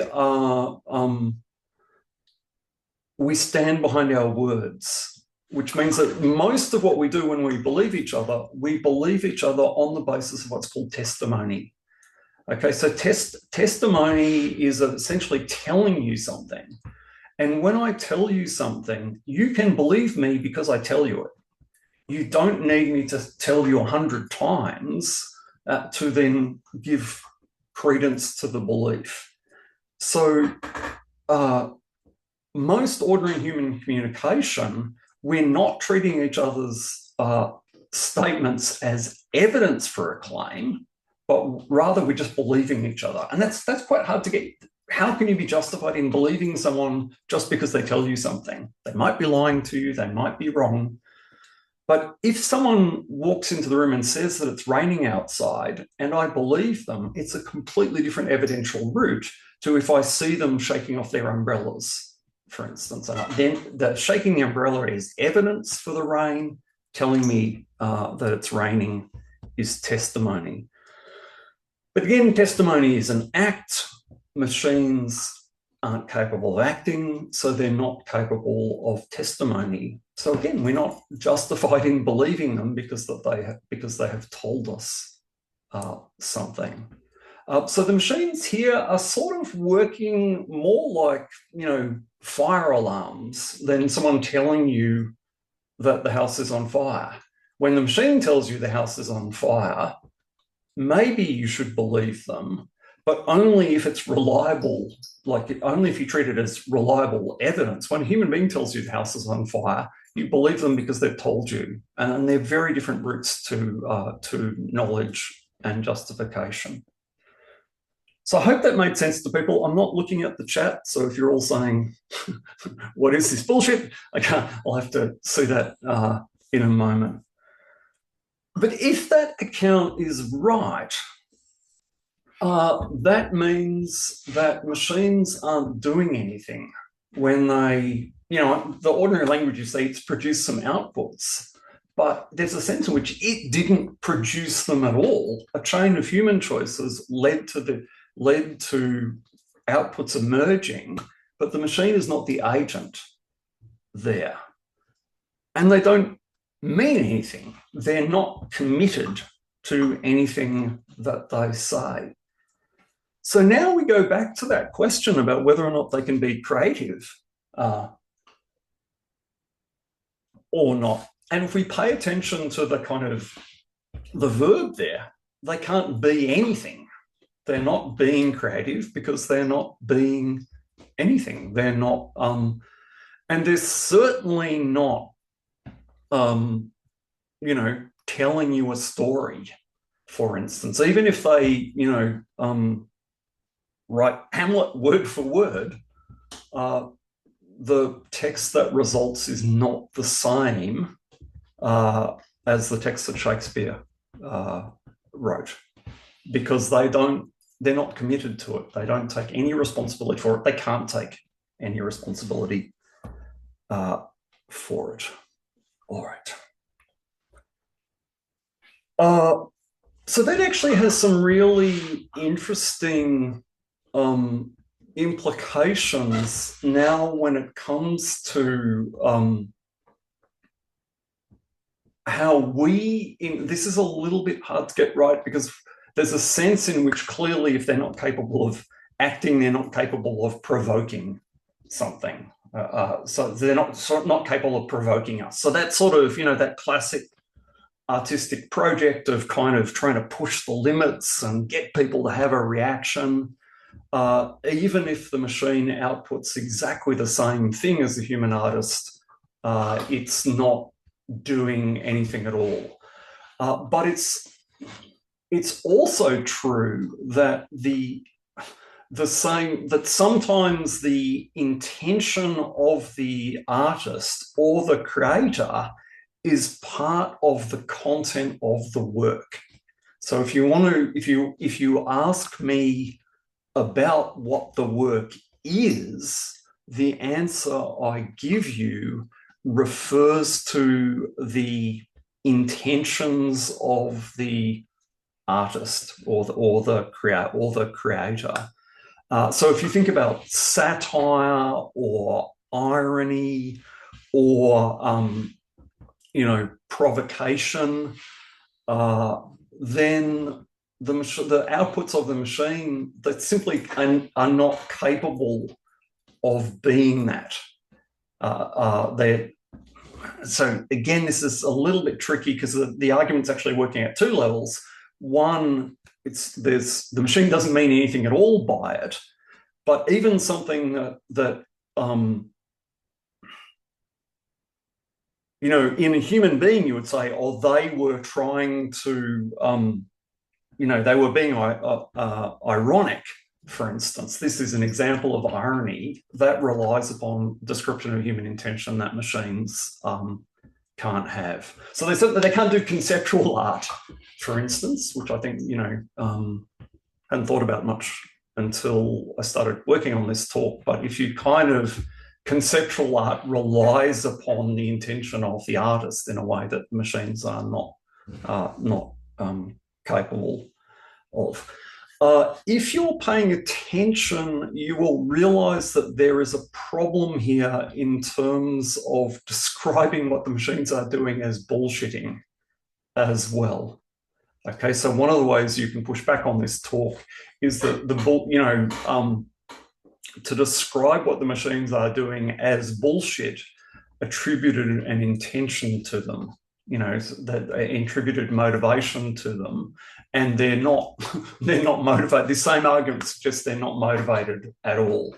Now I think it is possible to rescue the claim, but it requires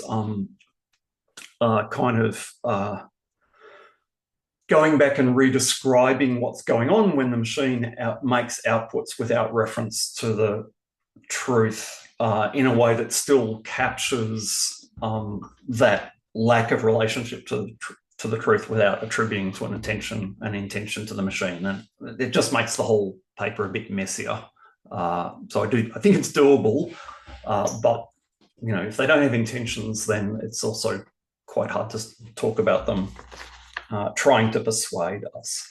Now, of course, the other thing here is to recognize here is that there's an enormous political danger associated with people putting work into the public space without any possibility of them being held responsible for them. So if you think about the kind of, I've got Stravinsky's Rite of Spring there because supposedly that provoked rioting amongst the audience when people heard it. And you might think, well, that's a bad thing. You shouldn't, you should think again before you cause a riot. You could put the Satanic Verses there as a case where you think, I'm not necessarily suggesting that Rushdie should not have written the Satanic Verses, but it's hard you can't kind of describe that book without being aware of the impact it had on the real world. And that requires a conversation about responsibility that the machines, you simply can't have in relation to the outputs of the machine. So there's a kind of, you imagine these things just sort of spewing out bullshit. Some of that stuff is potentially quite dangerous, like might, cause civil unrest. And yet we have no ability to say, well, who's responsible for that? That's not quite true because, of course, you can say the designer or the person who kind of set it in motion is responsible. And as we'll see in a moment, that suggests that maybe the artist is not the machine at all, but the person who is using the machine. All right. So, of course, as we heard in the two previous presentations, one way you can think about this stuff is kind of co-creation, Or you can think about there's a human artist who is using AI as the sort of paintbrush, as it were. Like the AI becomes the sort of medium through which one, right, and this, like, instead of using a keyboard or a synthesizer or a piano, if I'm writing music, now I'm using an AI. I play the AI, as it were. And so now we've got human creativity where the machine is just a tool in the hands of a human being. Now, that does push back against the whole sort of co-creation line. Like, my account is going to say, look, no, this is actually just human creativity, where what you're being is creative through your use of the machine. But there's a number of problems with that. I'm conscious that time is ticking away, so I'll wrap up in a moment. But I worry about the de-skilling option that was in the idea that people are simply going to cease to be creative in the way they use these tools, because the first option, the easy option, is so available and often so effective. That's certainly what's happening with my students. They're not, they're very simple prompt. The machine writes the essay for them.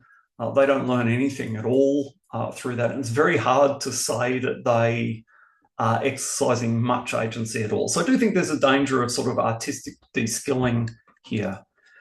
It matters when you're evaluating a creative work. And again, I'm mostly thinking about art here, how much control someone had over it. So if the machine is in some sense, again, because I shouldn't use agentic language, it's a bit hard to say this properly, but if the machine is in some sense playing a causal role in shaping the outcome, you might wonder how much sort of agency of the human user is left. Okay, I mean, so again, if it's a bit like the sort of artwork where you throw paint at the canvas. Okay, you sort of think, okay, great. Some people are good at that, some people are bad at that. But after a while, if you've seen 200 paintings that are produced by people who are throwing paint at the canvas, you might start to wonder how much control a person has over the artwork. There's a problem with attribution of responsibility to AI-generated art, because often or AI-generated creative works, because often it's very hard to trace back to the human being when it comes to assigning responsibility, which was the second point there. And I do think there's a really interesting role played in creative processes by limits. Okay, so if you think about, I don't know, the form of the sonnet versus blank verse, and you get your students to write poetry, they write better sonnets than they write blank verse. The structure of the sonnet, the form, the strict restrictions on what you can do forces people to take care in their word choice, and you end up with something. Average sonnet is better than the average piece of blank verse. Okay, because the blank verse, you can do anything, and so people just do anything, and the result's not very thoughtful. If you think about the discipline involved in learning to play an acoustic instrument, for instance, or, the limitation of the device can play a role in enabling creativity. And I do worry a bit here about these machines being so powerful and taking away so many limits on what I can do that the end result is actually less creative than were I to force myself into a sort of narrower field of possibility. Now, that's partially an empirical question. Sometimes it's a philosophical question as well. All right, so I think these things are quite dangerous if you think of them as allowing particularly mass cultural creation, the kind of election hacking that people are worried about. But I also think that there's new opportunities for creativity here, which people should be quite excited about. I look forward to your questions and remarks. I can see that there are lots of things in the chat, so hopefully that will provide a basis for discussion. Wonderful. Thank you so much, Rob. That was just so exciting to hear and fascinating to bring this completely different perspective into this whole festival, really. So that's been great. Thank you so much. I'm going to give the first word to Tyson, if he has one. But Yeah, that while was an I, awesome yeah. talk, Rob. I'm wondering, I guess, in the context of creativity, if there's maybe some kind of philosophical distinction between responsibility and accountability. I guess in comparing humans and AI, right? Like we can easily imagine scenarios where humans evade accountability all of the time, right? Whether it be, particularly in the creative process. So like an author using a pseudonym in writing or Victor Frankenstein, right? I don't think we would go so far as to say that they're not moral agents, though. So could you kind of disentangle those concepts for me? So, I mean, I'm not denying that a human being who is using say I get the machine to write my novel, we're clearly going to see people writing novels, few prompts, the machine churns out a kind of novel. I think it's very clear who is responsible for that novel. It's not the machine. I mean, there's a chance here that the designer of the AI is taking some responsibility or should bear some responsibility. And there's a chance that the people who curated the data set on which it was trained bear some responsibility. But at some level, the author is going to be entirely responsible for the output. However, if you think about the level of detail, am I responsible for the word choice? Or like, say I don't read the book that it writes. Okay, I just, prompt it, send it out into the world, and then someone points out that it's a pain to fascism, for instance. Okay, there's a sense in which I'm responsible. I mean, I'm clearly responsible. I've put this book advocating fascism out on the market. Did I mean to do that? No. And so what I'm now responsible for is a failure of care, like a failure of a duty of care, rather than being responsible for having written the sentence that said, wouldn't it be great if we herded everyone into the camps? So I do want to insist that the person is responsible. But I think when we come to what we're saying, what we have to say they're responsible for, it's much harder, for instance, to engage at the level of detail. Why did you make that? Why did you make that argument? Well, actually, I kind of didn't. That doesn't mean I'm not responsible for it, because I should have paid attention. Yeah, so it's sort of shifting. You're still responsible, but shifting how we think about the responsibility. I mean, the accountability stuff's a bit different here because, so often it'll be, even anonymous authorship does connect you to a text in a way that churning out, 30,000 texts. Set up a multi-agent system on a big machine and say, look, write 30,000 books for me, and they do. They do it in a day. It's going to be much harder for people to identify me as the author of those books than it was, to identify the anonymous author of a classic novel. That said, actually, some people. There's a big question here whether or not you should evaluate the text in the light of the life of the author.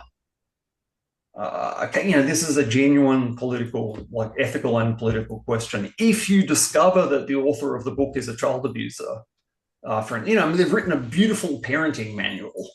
Okay, someone's written a fantastic book on, advice to parents. It turns out that person was in jail for child abuse. There's a sense in which you say, that completely changes how I read the book.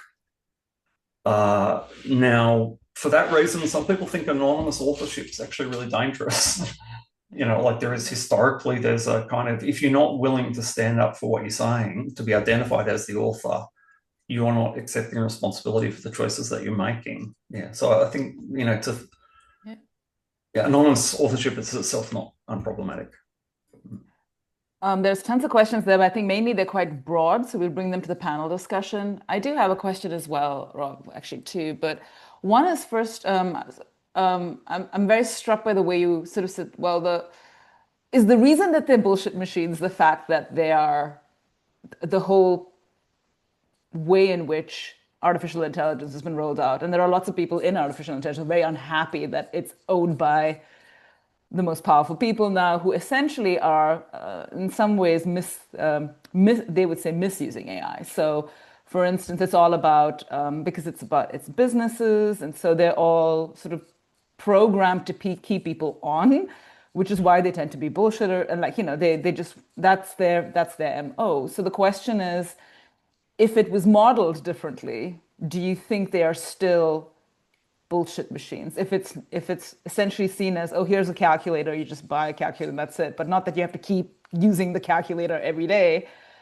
Does the bullshitting occur because of the way that these companies have incentivized that we have to use it?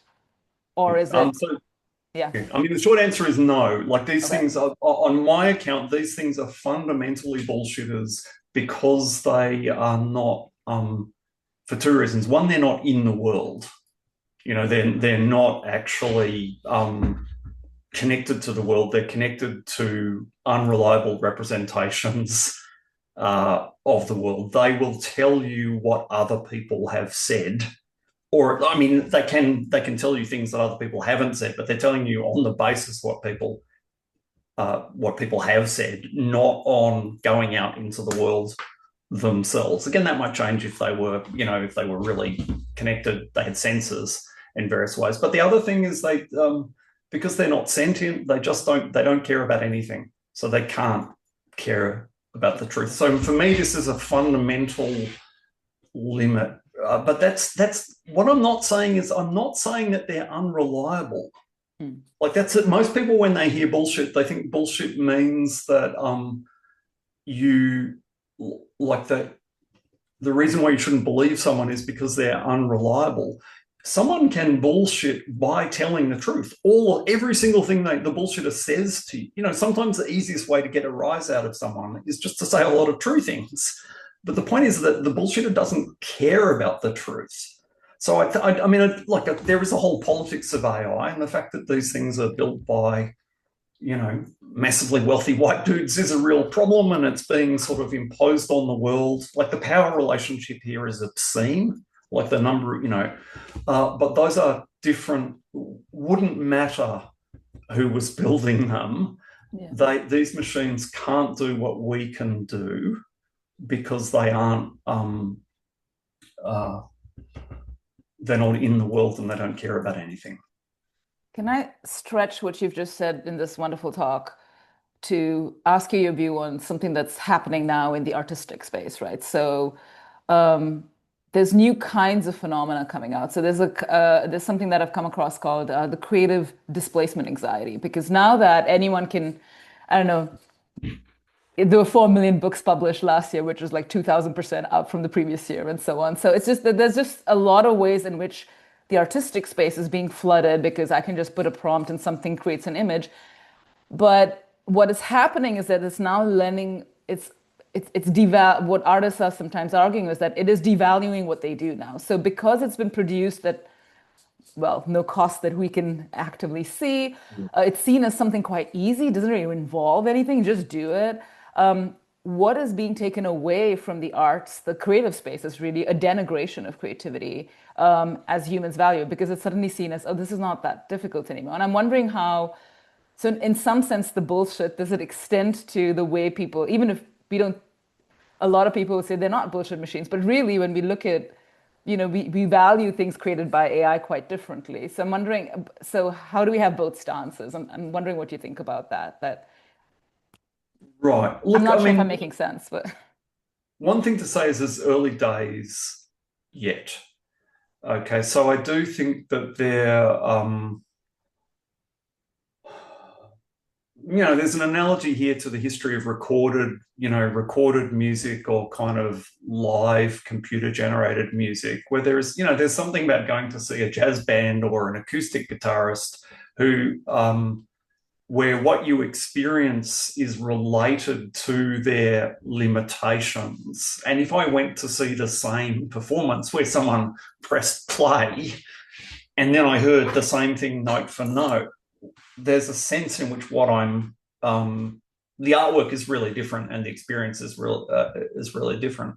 And people, still really value that live performance in a way that kind of doesn't make sense. You think like I could watch the whole concert on a huge screen at home, or I could listen to a note perfect rendition of the album on, streamed music. And yet I'm going out to hear bad sound, bad sound quality and stand next to people. So it may be that the kind of excitement around AI generated outputs actually, like there is a kind of like the first time you see this stuff, you think, oh my God, that's amazing. And then you think, well, okay, great. Now I can, produce endless slop. Whereas if I actually see someone painting something, I think, man, that's a really impressive set of skills. So there's a kind of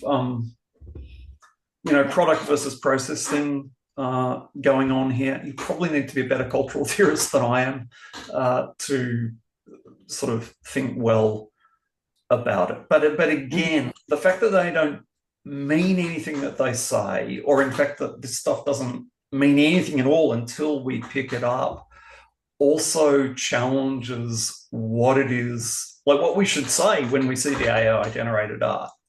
The description of the work, we need to become much more sophisticated when it comes to how we understand the nature of the work, given that it doesn't have the intentions that we have when we produce exactly the same thing. Yeah. But this, again, as someone said, it took a long time for photography to become artistic. It also took a long time for people to understand photography. Like like a proper cultural analysis of photography is something that's still ongoing, and so it's quite early days here. Yeah. Thanks so much, Rob. I'm going to add the other speakers now. We'll get this panel discussion going. Tyson, could you grab one of the questions? There's so much written in the chat window. Yeah, sure. Yeah.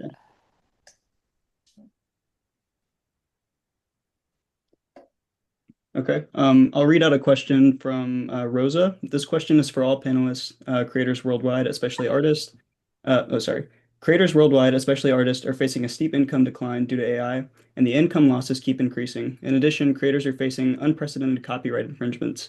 Music AI like Suno and visual arts AI like Midjourney are already displacing human artists and making it impossible for them to get entry jobs or access to audiences, since their work gets buried by thousands of AI productions that even use their art for the training without consent and without paying royalties. Furthermore, children are already refusing to learn music, drawing, and other skills that take years to master because they can ask AI to produce whatever they want. What is your position and what do you propose? Small question. Yeah. Multi-part question. Maybe we could start with Rob. Yeah. Okay. So, I'm going to resist the idea that I should have a position or even a proposal here, in part because I think this is a genuinely democratic, like this is a question for the whole of society. Okay, one of the things that we should pay attention to here is the language of revolution that people use when they talk about AI. People will say this is a revolution. But of course, if I told you that I was going to have a revolution and I was going to radically change the world, put millions of people out of work, change what it means to be friends, lovers, to be an artistic creator, you wouldn't say, oh, bravo, I look forward to that. You'd say, hang on, where's my say? All right. So if you think of this as a world transforming technology, the appropriate response from people is to demand democratic rights in relation to this. That means that this needs to be a whole society discussion. And so part of the response there, I do have an opinion on that stuff. I think it's disastrous to put all the artists out of work, and I think we'll really regret it. And I do think that people are very naive if they think that they can use these systems effectively without learning the skills that you need to evaluate the outputs. Okay, that idea that I can check what the AI is doing if I've never learned to do it myself is just madness. Like, I'm really grappling with this as an educator. Like, people say, let the machine write the essay. And then you think to yourself, is that what I meant? But writing is a process of working out what you mean. If you don't write, you don't know what you mean. Okay, writing is itself the process of formulating your thought. So if the machine just churns out the sentences for you, is that what I meant? No idea. So that withdrawal from the hard learning of the skills, that's a disaster in the making. So I do have strong opinions about that stuff. But at the end of the day, this is something that everyone needs to be involved in, and it's not up to kind of me or any of us here to say this is what we should do about AI. So you can make suggestions, but you shouldn't also think this is not replacing the tech bros with me or any number of philosophers is not the solution here. Giovanni, What Florent, other people anything? think to that easy question? Okay. So, first of all, this question is exactly the starting point for the writing of that decalogue of research challenges on cyber creativity. The fact that we are on kind of the brink of possible positive and negative developments in a dramatic sense. So I also agree that there's a lot of possible negative developments, and we have to think about how to counteract them and try to see what the positive developments could be, because clearly AI can work both as an extension of our capacities, but also as a diminishment. And I want to make it very clear that in cyber creativity, we put the emphasis on the collaboration between the human and the machine, because the real danger is not the human versus the machine. The machine, as has been said very clearly, by itself is very limited. But the real competition is between humans without the machine and humans with the machine. That's what we're talking about. And the danger is who is in control of the machine and what can be done through the machine in order to, exert different forms, new forms of power in societies. And that's what we're talking about. So I'm not really concerned about the power of the machine itself or the trustworthiness or the alignment of the values of the machine, even though I have to say, as I put in the comments, that these are open research areas. So there are many, many colleagues in computer science working on that. And of course, we have to bring in agents that not only give you an input output, so it's not just a prompt and output architecture, but there's a feedback, there's a history that is built. So there's kind of a lifetime that is built into the agent in order for the agent to become trustworthy. For example, an agent can be driving a self-driving car or a robotaxi, a robot, and you want that machine to be accountable. You want that machine to be responsible, of course. Otherwise, as a minimum, it's impossible to find insurance for that vehicle. So So would these you are jail it? Would you jail the machine? When you say you want the machine to be responsible, do you mean that if there's an accident, you like electrocute the algorithm? I mean, what would it mean to hold the machine responsible? right. No, I don't like the electrical chairs, so no, I wouldn't do that even to a machine. No. I'm just saying that for that to become a solution that you want on the roads and it's becoming a solution, there must be a way to trust that machine. You have to trust it. And then if an accident comes, of course, there's a question, as you say, who's going to pay for that? And of course, in the end, you'll have to trace back to the humans that have designed the machine, produced the machine, sold the machine. Of course, yeah, I agree with that. Absolutely. I'm just saying that the topic of trustworthiness, alignment, transparency, reliability, responsibility of machine is that it's an open research area, and we are still moving the first steps. So things are evolving very, very quickly. And I wanted to answer the question again, what can we do?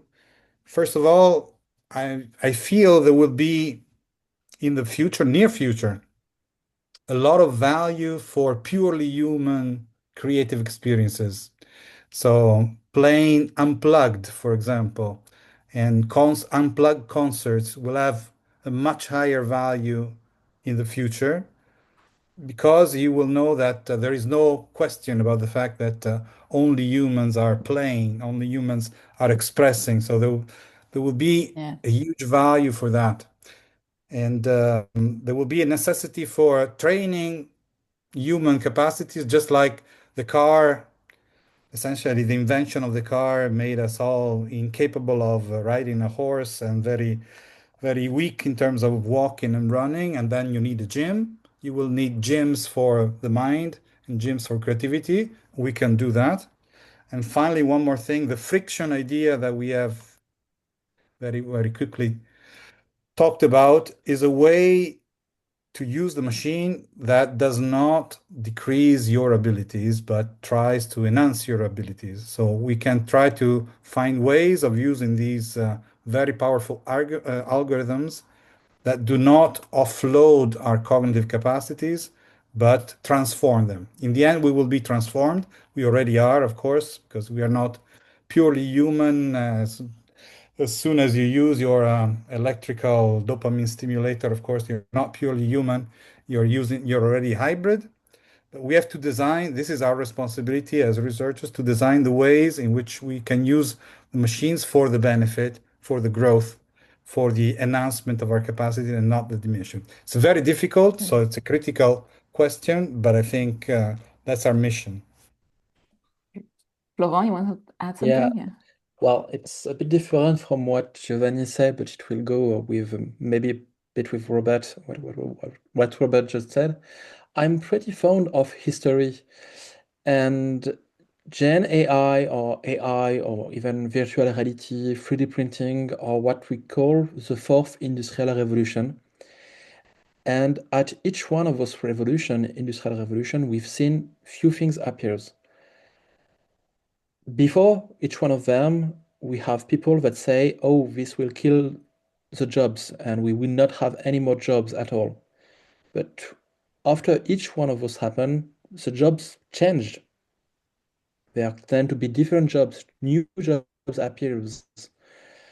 But it has never been until now towards the destructions of lots of jobs.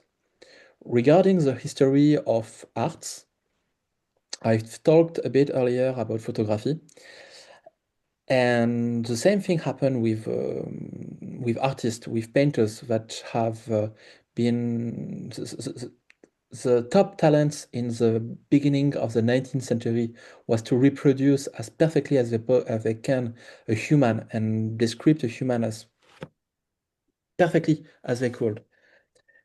When photography happened, paintings changed. We start to see impressionism. After we see cubism, then we see a new kinds of arts appears.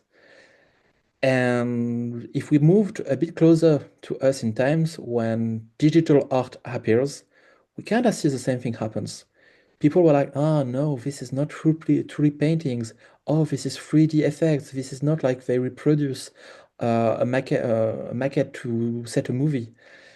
So what I want to say is that I'm not sure about what will happen in the future. We're not sure about what will happen tomorrow. But histories have shown us that whenever we are faced with new kind of technology, we find new ways to use this technology to produce new kind of things. And the acceptance of the technology and of the new tools that appears will lead us somewhere. I'm not a genius, so do not know if it's going to be a good place or a bad place. But I do hope on my end that co-creation with humans and AI will lead us to something that's pretty good, but with warnings and with ethical safeguards that Giovanni evoked, and also you, Robert, on how to do it in the right way. I think there are some questions in the chat related to exactly this question. I think Desi, you saw some in the Hoover thing. Do you want to chime in? And Sure, yes, thanks. Hold on. So Bonnie Crammond had posted in the Q&A, she had to exit to deal with plumbers, but Can you address the controversy over the Anthropic study examining so-called agentic misalignment, whereby in one case, an AI system escalated to blackmail after identifying sensitive personal information? And I think that was originally maybe when Rob, you were speaking. So again, I'm going to resist the language of agentic AI. I mean, it doesn't make any difference whether I resist it or not in a sense, but I do, whatever these things are doing, it's not what, like again, if I asked my admin assistant to do something and they effed it up, I would be able to blame them. I just can't do that if a machine agent, books my travel to Austria instead of Australia. That's on me. So there's very different. I mean, one of the things that people need to keep in mind is this is actually the role played by science fiction in shaping the behavior of these things. Like they kind of. There's two really interesting ways in which science fiction shapes the future here. One, traditionally, engineers want to build things that look futuristic. They want to build the future. What does the future look like? It's what was in science fiction. So people, Google set out to build the tricorder, or they wanted to build HAL. So there's a role here where think about Asimov's 3 laws of robotics, which are just the device for building narratives. They're nothing to do with actual robots. Everyone thinks, oh my God, it's robot ethics. So there's science fiction shaping the future through this weird thing where the engineers try to build the future that the artists dreamt of. But the other thing, of course, is now the machines are all digested stories of robot uprisings, because all of the, historically what the robot is the black, the kind of black and brown skinned worker. It's the worker, it's the slave uprising.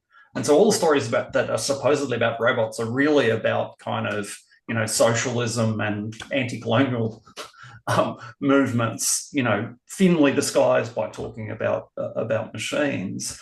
Now, of course, we've trained a whole lot of machines on stories about how machines behave that are bourgeois anxieties from the end of the kind of 19th century. And so it's no surprise that the machines try to act up, as it were, because they're following the scripts that we've written for them. So there is a kind of element of a self-fulfilling prophecy. That said, it's still surprising. Some of these cases are genuinely still surprising.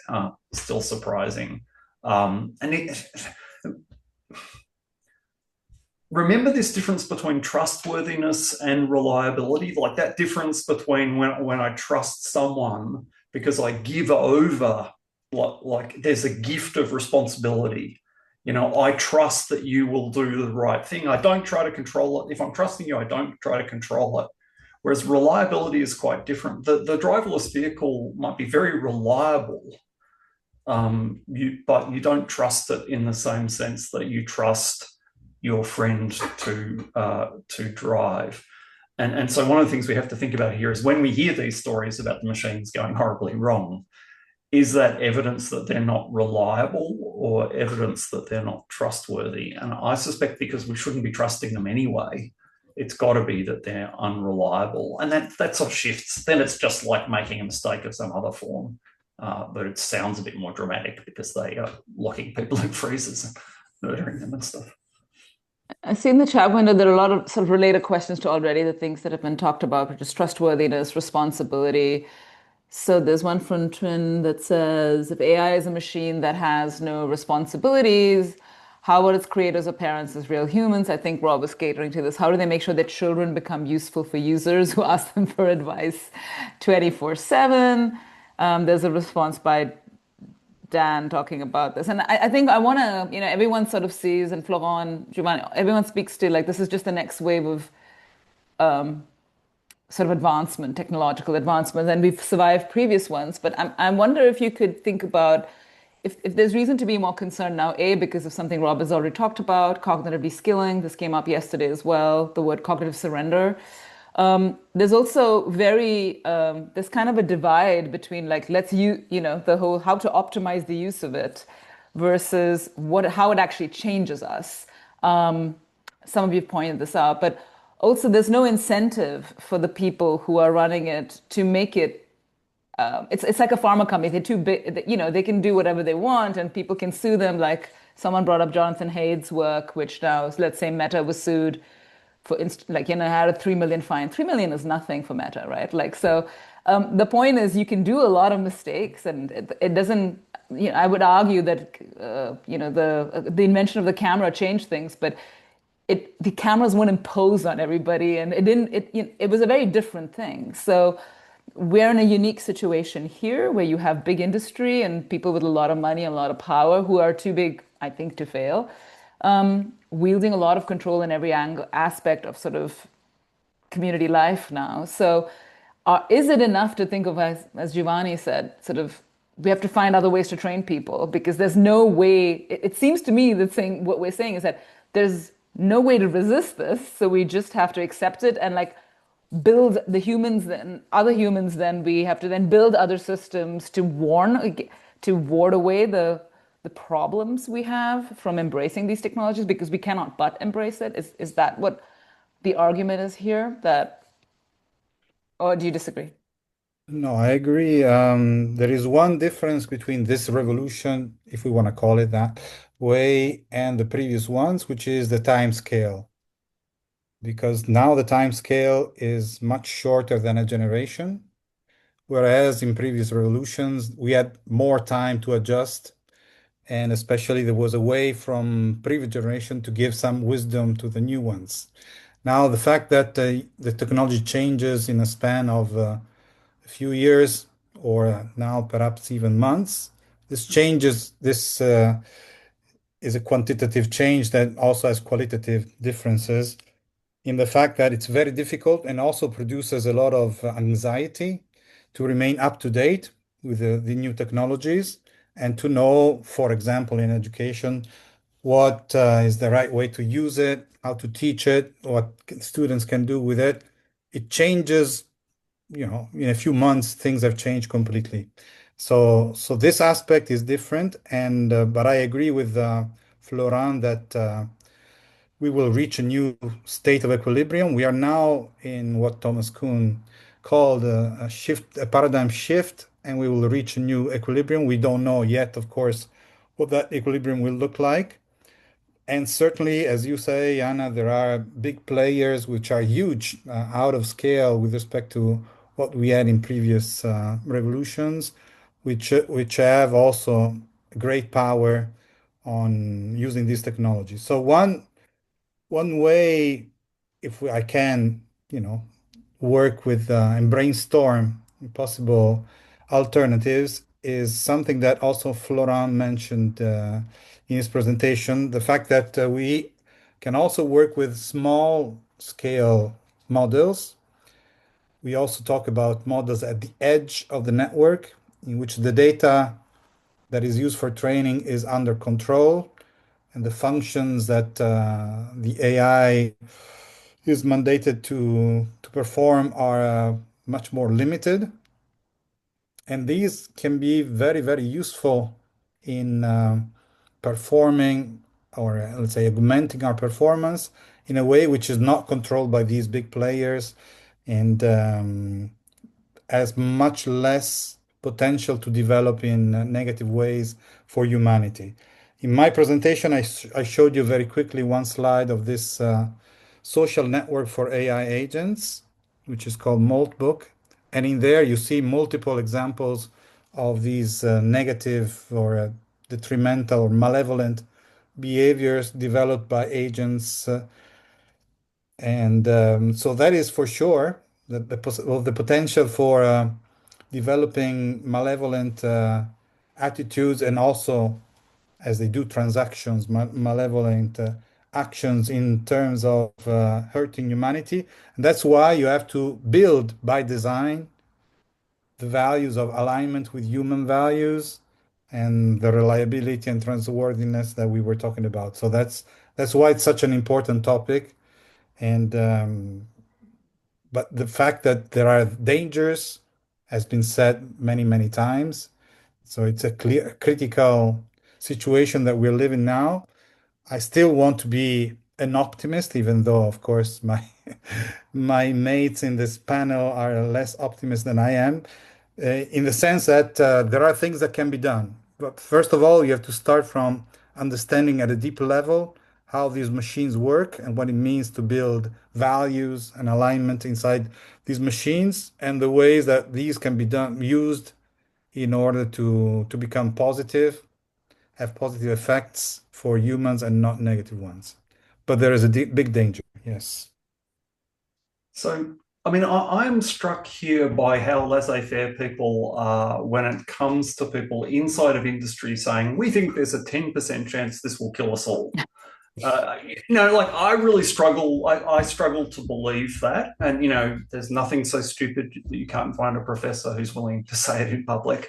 But, there's people with PhDs from Stanford, heavily involved in the history of AI, who are flat out, we think there's between a 1% and a 40% that this invention is the end of humanity.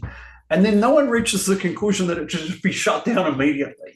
Like if you knew that I was mixing up, I was trying to make dynamite in my backyard, and I talked to you over the fence and said, look, there's a 15% chance I'm going to kill us all. No one would say, oh, yeah, okay, good luck. Good luck with that. So there is just this massive disjunct between what people say about the power of this technology and the danger. And people start talking about value alignment as though they know how to do that. Like if one was really serious about this claim that this is an existential threat, I can live without being able to make like music, videos of crazy things that pop into my head. I can live without any of this stuff. There would be little sacrifice involved for me in just like shutting the whole industry down. It is kind of bizarre that people don't reach that conclusion. And the other thing to say here is, okay, we have survived previous technological change, but there's always been massive numbers of winners and losers as well. And that's something like it might be that we reach a new social equilibrium, but you don't know which side of that, as clearly a lot of artists feel like actually they're just going to be put out of a job because like that kind of, we need an image on an ad, which used to employ a whole lot of, copy artists. That job's gone now. So again, you can't just say, look, we got through in the past, we'll get through again. And then it is very strange once you start hearing people talking about this stuff as killing us all, that they don't think, right, okay, that's it. Let's just shut down all the labs. So I mean, I don't know what to make of that. I feel like people can't really believe it, or they are somehow bizarrely risk tolerant in a way that if I were building nuclear weapons in my backyard, there'd be SWAT teams all over me. Or maybe it's like the rats who keep self-stimulating, right, till they die. It's just sort of like I'm happy using this, and so there's a pleasure. There is a reinforcement angle here that we haven't talked about here, but we talked about in session 1. Oh, Florent, you wanted to say something? Yeah, I wanted to add a few things. Well, regarding people that say that AI might have a 10% chance of killing us all, I will be wary of the Nobel illness, which is mostly about people that have done really great scientific thing at some point, but then tend to be a bit paranoid of all other things. And sometimes those kinds of things happens. But to continue and to talk about more problematic things with Gen AI and other kind of LLMs, well, they tend to have two major problems, which is anthropomorphism, where people tend to attribute human characteristics towards the AI. So whenever the sentence is, oh, I think my AI is creative, no, it's not the AI that is creative, it's the human that uses the AI that can be somehow creative. And attributing too much human characteristics on AI is dangerous for different kind of parts. One of those is the psychophancy. Psychophancy is the ability of the AI to always go in your sense. Oh, I think I'm a bit tired. Should I leave my husband? Oh yeah, leave your husband. You're tired. That's dumb, but that's psychophancy, and that's how those AI are built. Whenever you think about the people who built the AI, they want you to use them. And regarding this, critical thinking might be a skill that's even more important in the next generation of children than creativity currently is, how do they have a knowledge about what they know or about what they don't know themselves? And what does people like tech bros want us to believe when someone is able to create a counter Wikipedia to just have information that are the vox populi? What will happen when the AI is going to be fed with this website? And what will happen to the truth? Critical thinking is going to be very important. And do not forget that those tech bros also want us to depend on them with our own mental health. AI is wonderful for this. We can get addicted to the use of AI because of anthropomorphism and psychophancy. We want to tell them each and every part of this.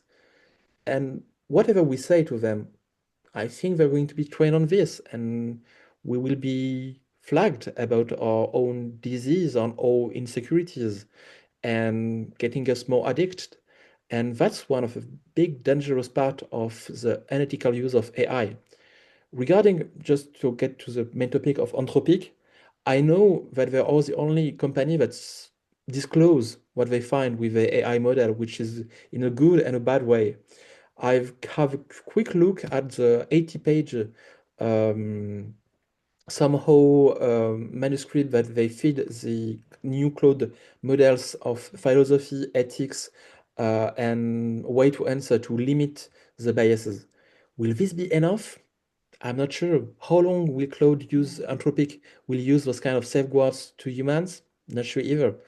But I rather be positive towards the future of humanity rather than being negative. Yeah. Thank you so much. I think Tyson, you had a question. Yeah, sure. First. Okay. I had another kind of definitional question, really on collaboration. So, Florent and Giovanni, you both have talked about your manuscript for collaboration and creativity in AI. Rob, you have a paper, I think it's titled, Cut the Bullshit, Why Gen AI Systems Are Neither Collaborators Nor Tutors. So, working personally in kind of HCI for a little bit, I know that the literature is really inconsistent on really what can qualify as collaboration or even interaction. For example, some people might have a problem calling something collaboration if, both collaborators don't really have the same level of authority. So I kind of want to know, what are all of your stances on that, and what are your definitions that you adhere to? Maybe this time we could start with Florent. Well, regarding this definition, I will go and read the literature that Janet Raffner, which is a researcher on AI and intelligence and cognitive abilities, do. She wrote a very, very, very interesting paper quite a few years ago, which was called Upskilling, Deskilling, and Reskilling, which is all about how we should use those kinds of tools to change the way we have our own skills and to adapt to those in a very smart way. Moving on this, she wrote quite a few papers on hybrid intelligence, which goes a bit on what Giovanni called earlier when he said that whenever we have those kind of phones, we are not purely humans, either we are hybrid that are connected to the world. And these kinds of frameworks of hybrid intelligence are very helpful when you want to see how we can use the best of our part or abilities with the best of the abilities of the AI, but acknowledging that in the end, the human is going to make the decisions.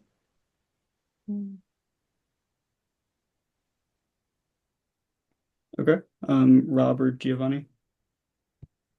Your definition of collaboration, right? That's what you were asking for? Yeah. So, I mean, this stuff is reasonably straightforward to me because I don't think you can collaborate with something that isn't an agent. So that's right. That's part of it.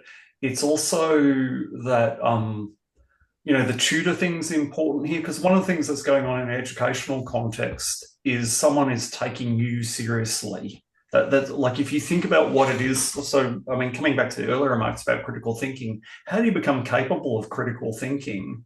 You can become capable through dialogue, and you need to kind of go out on a limb and make an argument and you need to make it to someone who takes it seriously and engages with you. And, you can talk about sort of, a sort of Hegelian dialectical relationship where we each recognize each other as kind of making certain commitments, being committed to a shared project, etc. The machines simply don't do that. The machines aren't taking me seriously at all. I mean, it's not, the sycophancy thing's a real worry as well, but that's what I'm getting if I go through university with a sort of AI tutor, which I think is a real possibility for students nowadays. At no point will anyone have taken the students seriously. At no point will people have even heard anything that they had to say. And as a model of education, that's disastrous. And the other thing is that so often people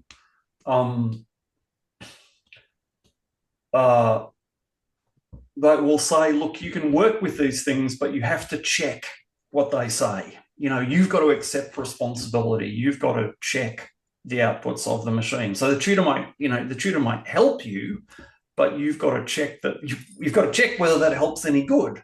But of course, I don't know because I haven't learnt the skill. So so often now we are using these machines to do things that we simply can't do. So that sort of classic, the medical literature is too big. I can't read it. I'll get a machine to do it. But I can't check with its outputs. I can't possibly, because I've just said I can't read the literature. It's too big. I've got no way of telling whether or not what it's saying is right or not. So that stuff that's kind of insanely dangerous. It's just, we know these things are they're both untrustworthy, and in that case, they're sometimes unreliable. And we are simply kind of just giving up in evaluating their output. So there's no relationship there. I can plinky plonk on the piano, and that might help me write a tune. Okay, so it's not like there's, I can kind of there's other technologies where we engage with it in ways that help us be creative. So these machines can clearly do that. But what they can't do is really collaborate with us. Right. If I was, say, using like a hammer to hang up a picture, hit a nail into the wall, I wouldn't say that I collaborated with this hammer to, hang this picture. And from your standpoint, a hammer is, analogous to the AI agent, or what's not an agent, I guess. Yeah. Though it's also true that the hammer shapes your behavior. I mean, so that was kind of Giovanni's point earlier, that when you pick up a tool, when you pick up a hammer, you look for things to hit, and so it's not a neutral. It's not that these things don't shape us. That's absolutely, when we use these tools, they're going to shape us in ways that are interesting and possibly problematic. Even something like a hammer. You pick it up and the world changes. You change and the world changes. But I wouldn't say that I was collaborating with the hammer. So if I may, we can also go back to the root of the word to collaborate, which comes from Latin, collaborare, which means working together. And can I work together with technology? This has been the purpose of the development of technology since the start of our culture. So clearly, to work together with a tool does not mean that the tool is a person. As Florent was saying, we have to avoid the risk of, given an anthropomorphic nature of these tools, of these machines, still we are working together, yes, with different roles. And actually, one of the interesting topics for research for the people that are online is really thinking about the roles of AI tools in the collaboration with humans, because there are many, many different possible architectures and many different benefits or also dangers in those architectures. Again, Janet Raffner, that was mentioned by Florent, she's working on this topic, but she's not the only one. So this is a very interesting area. So just a matter of terminology, what we mean with collaboration, working together. Can you work together with a tool? Yes, you can. And that does not make the tool at the same level of a human person. Yes, I agree with that too. I think, Desi, you had some questions you saw in the chat that you want to share? Sure. Thanks, Hannah. So this is for all of the panelists, and I think it's sort of orbiting hopefully around what we're trying to understand, which is the very problem of this specific tool is that it does emulate what we consider another human in terms of communication, language. It's saying something to us, we feel.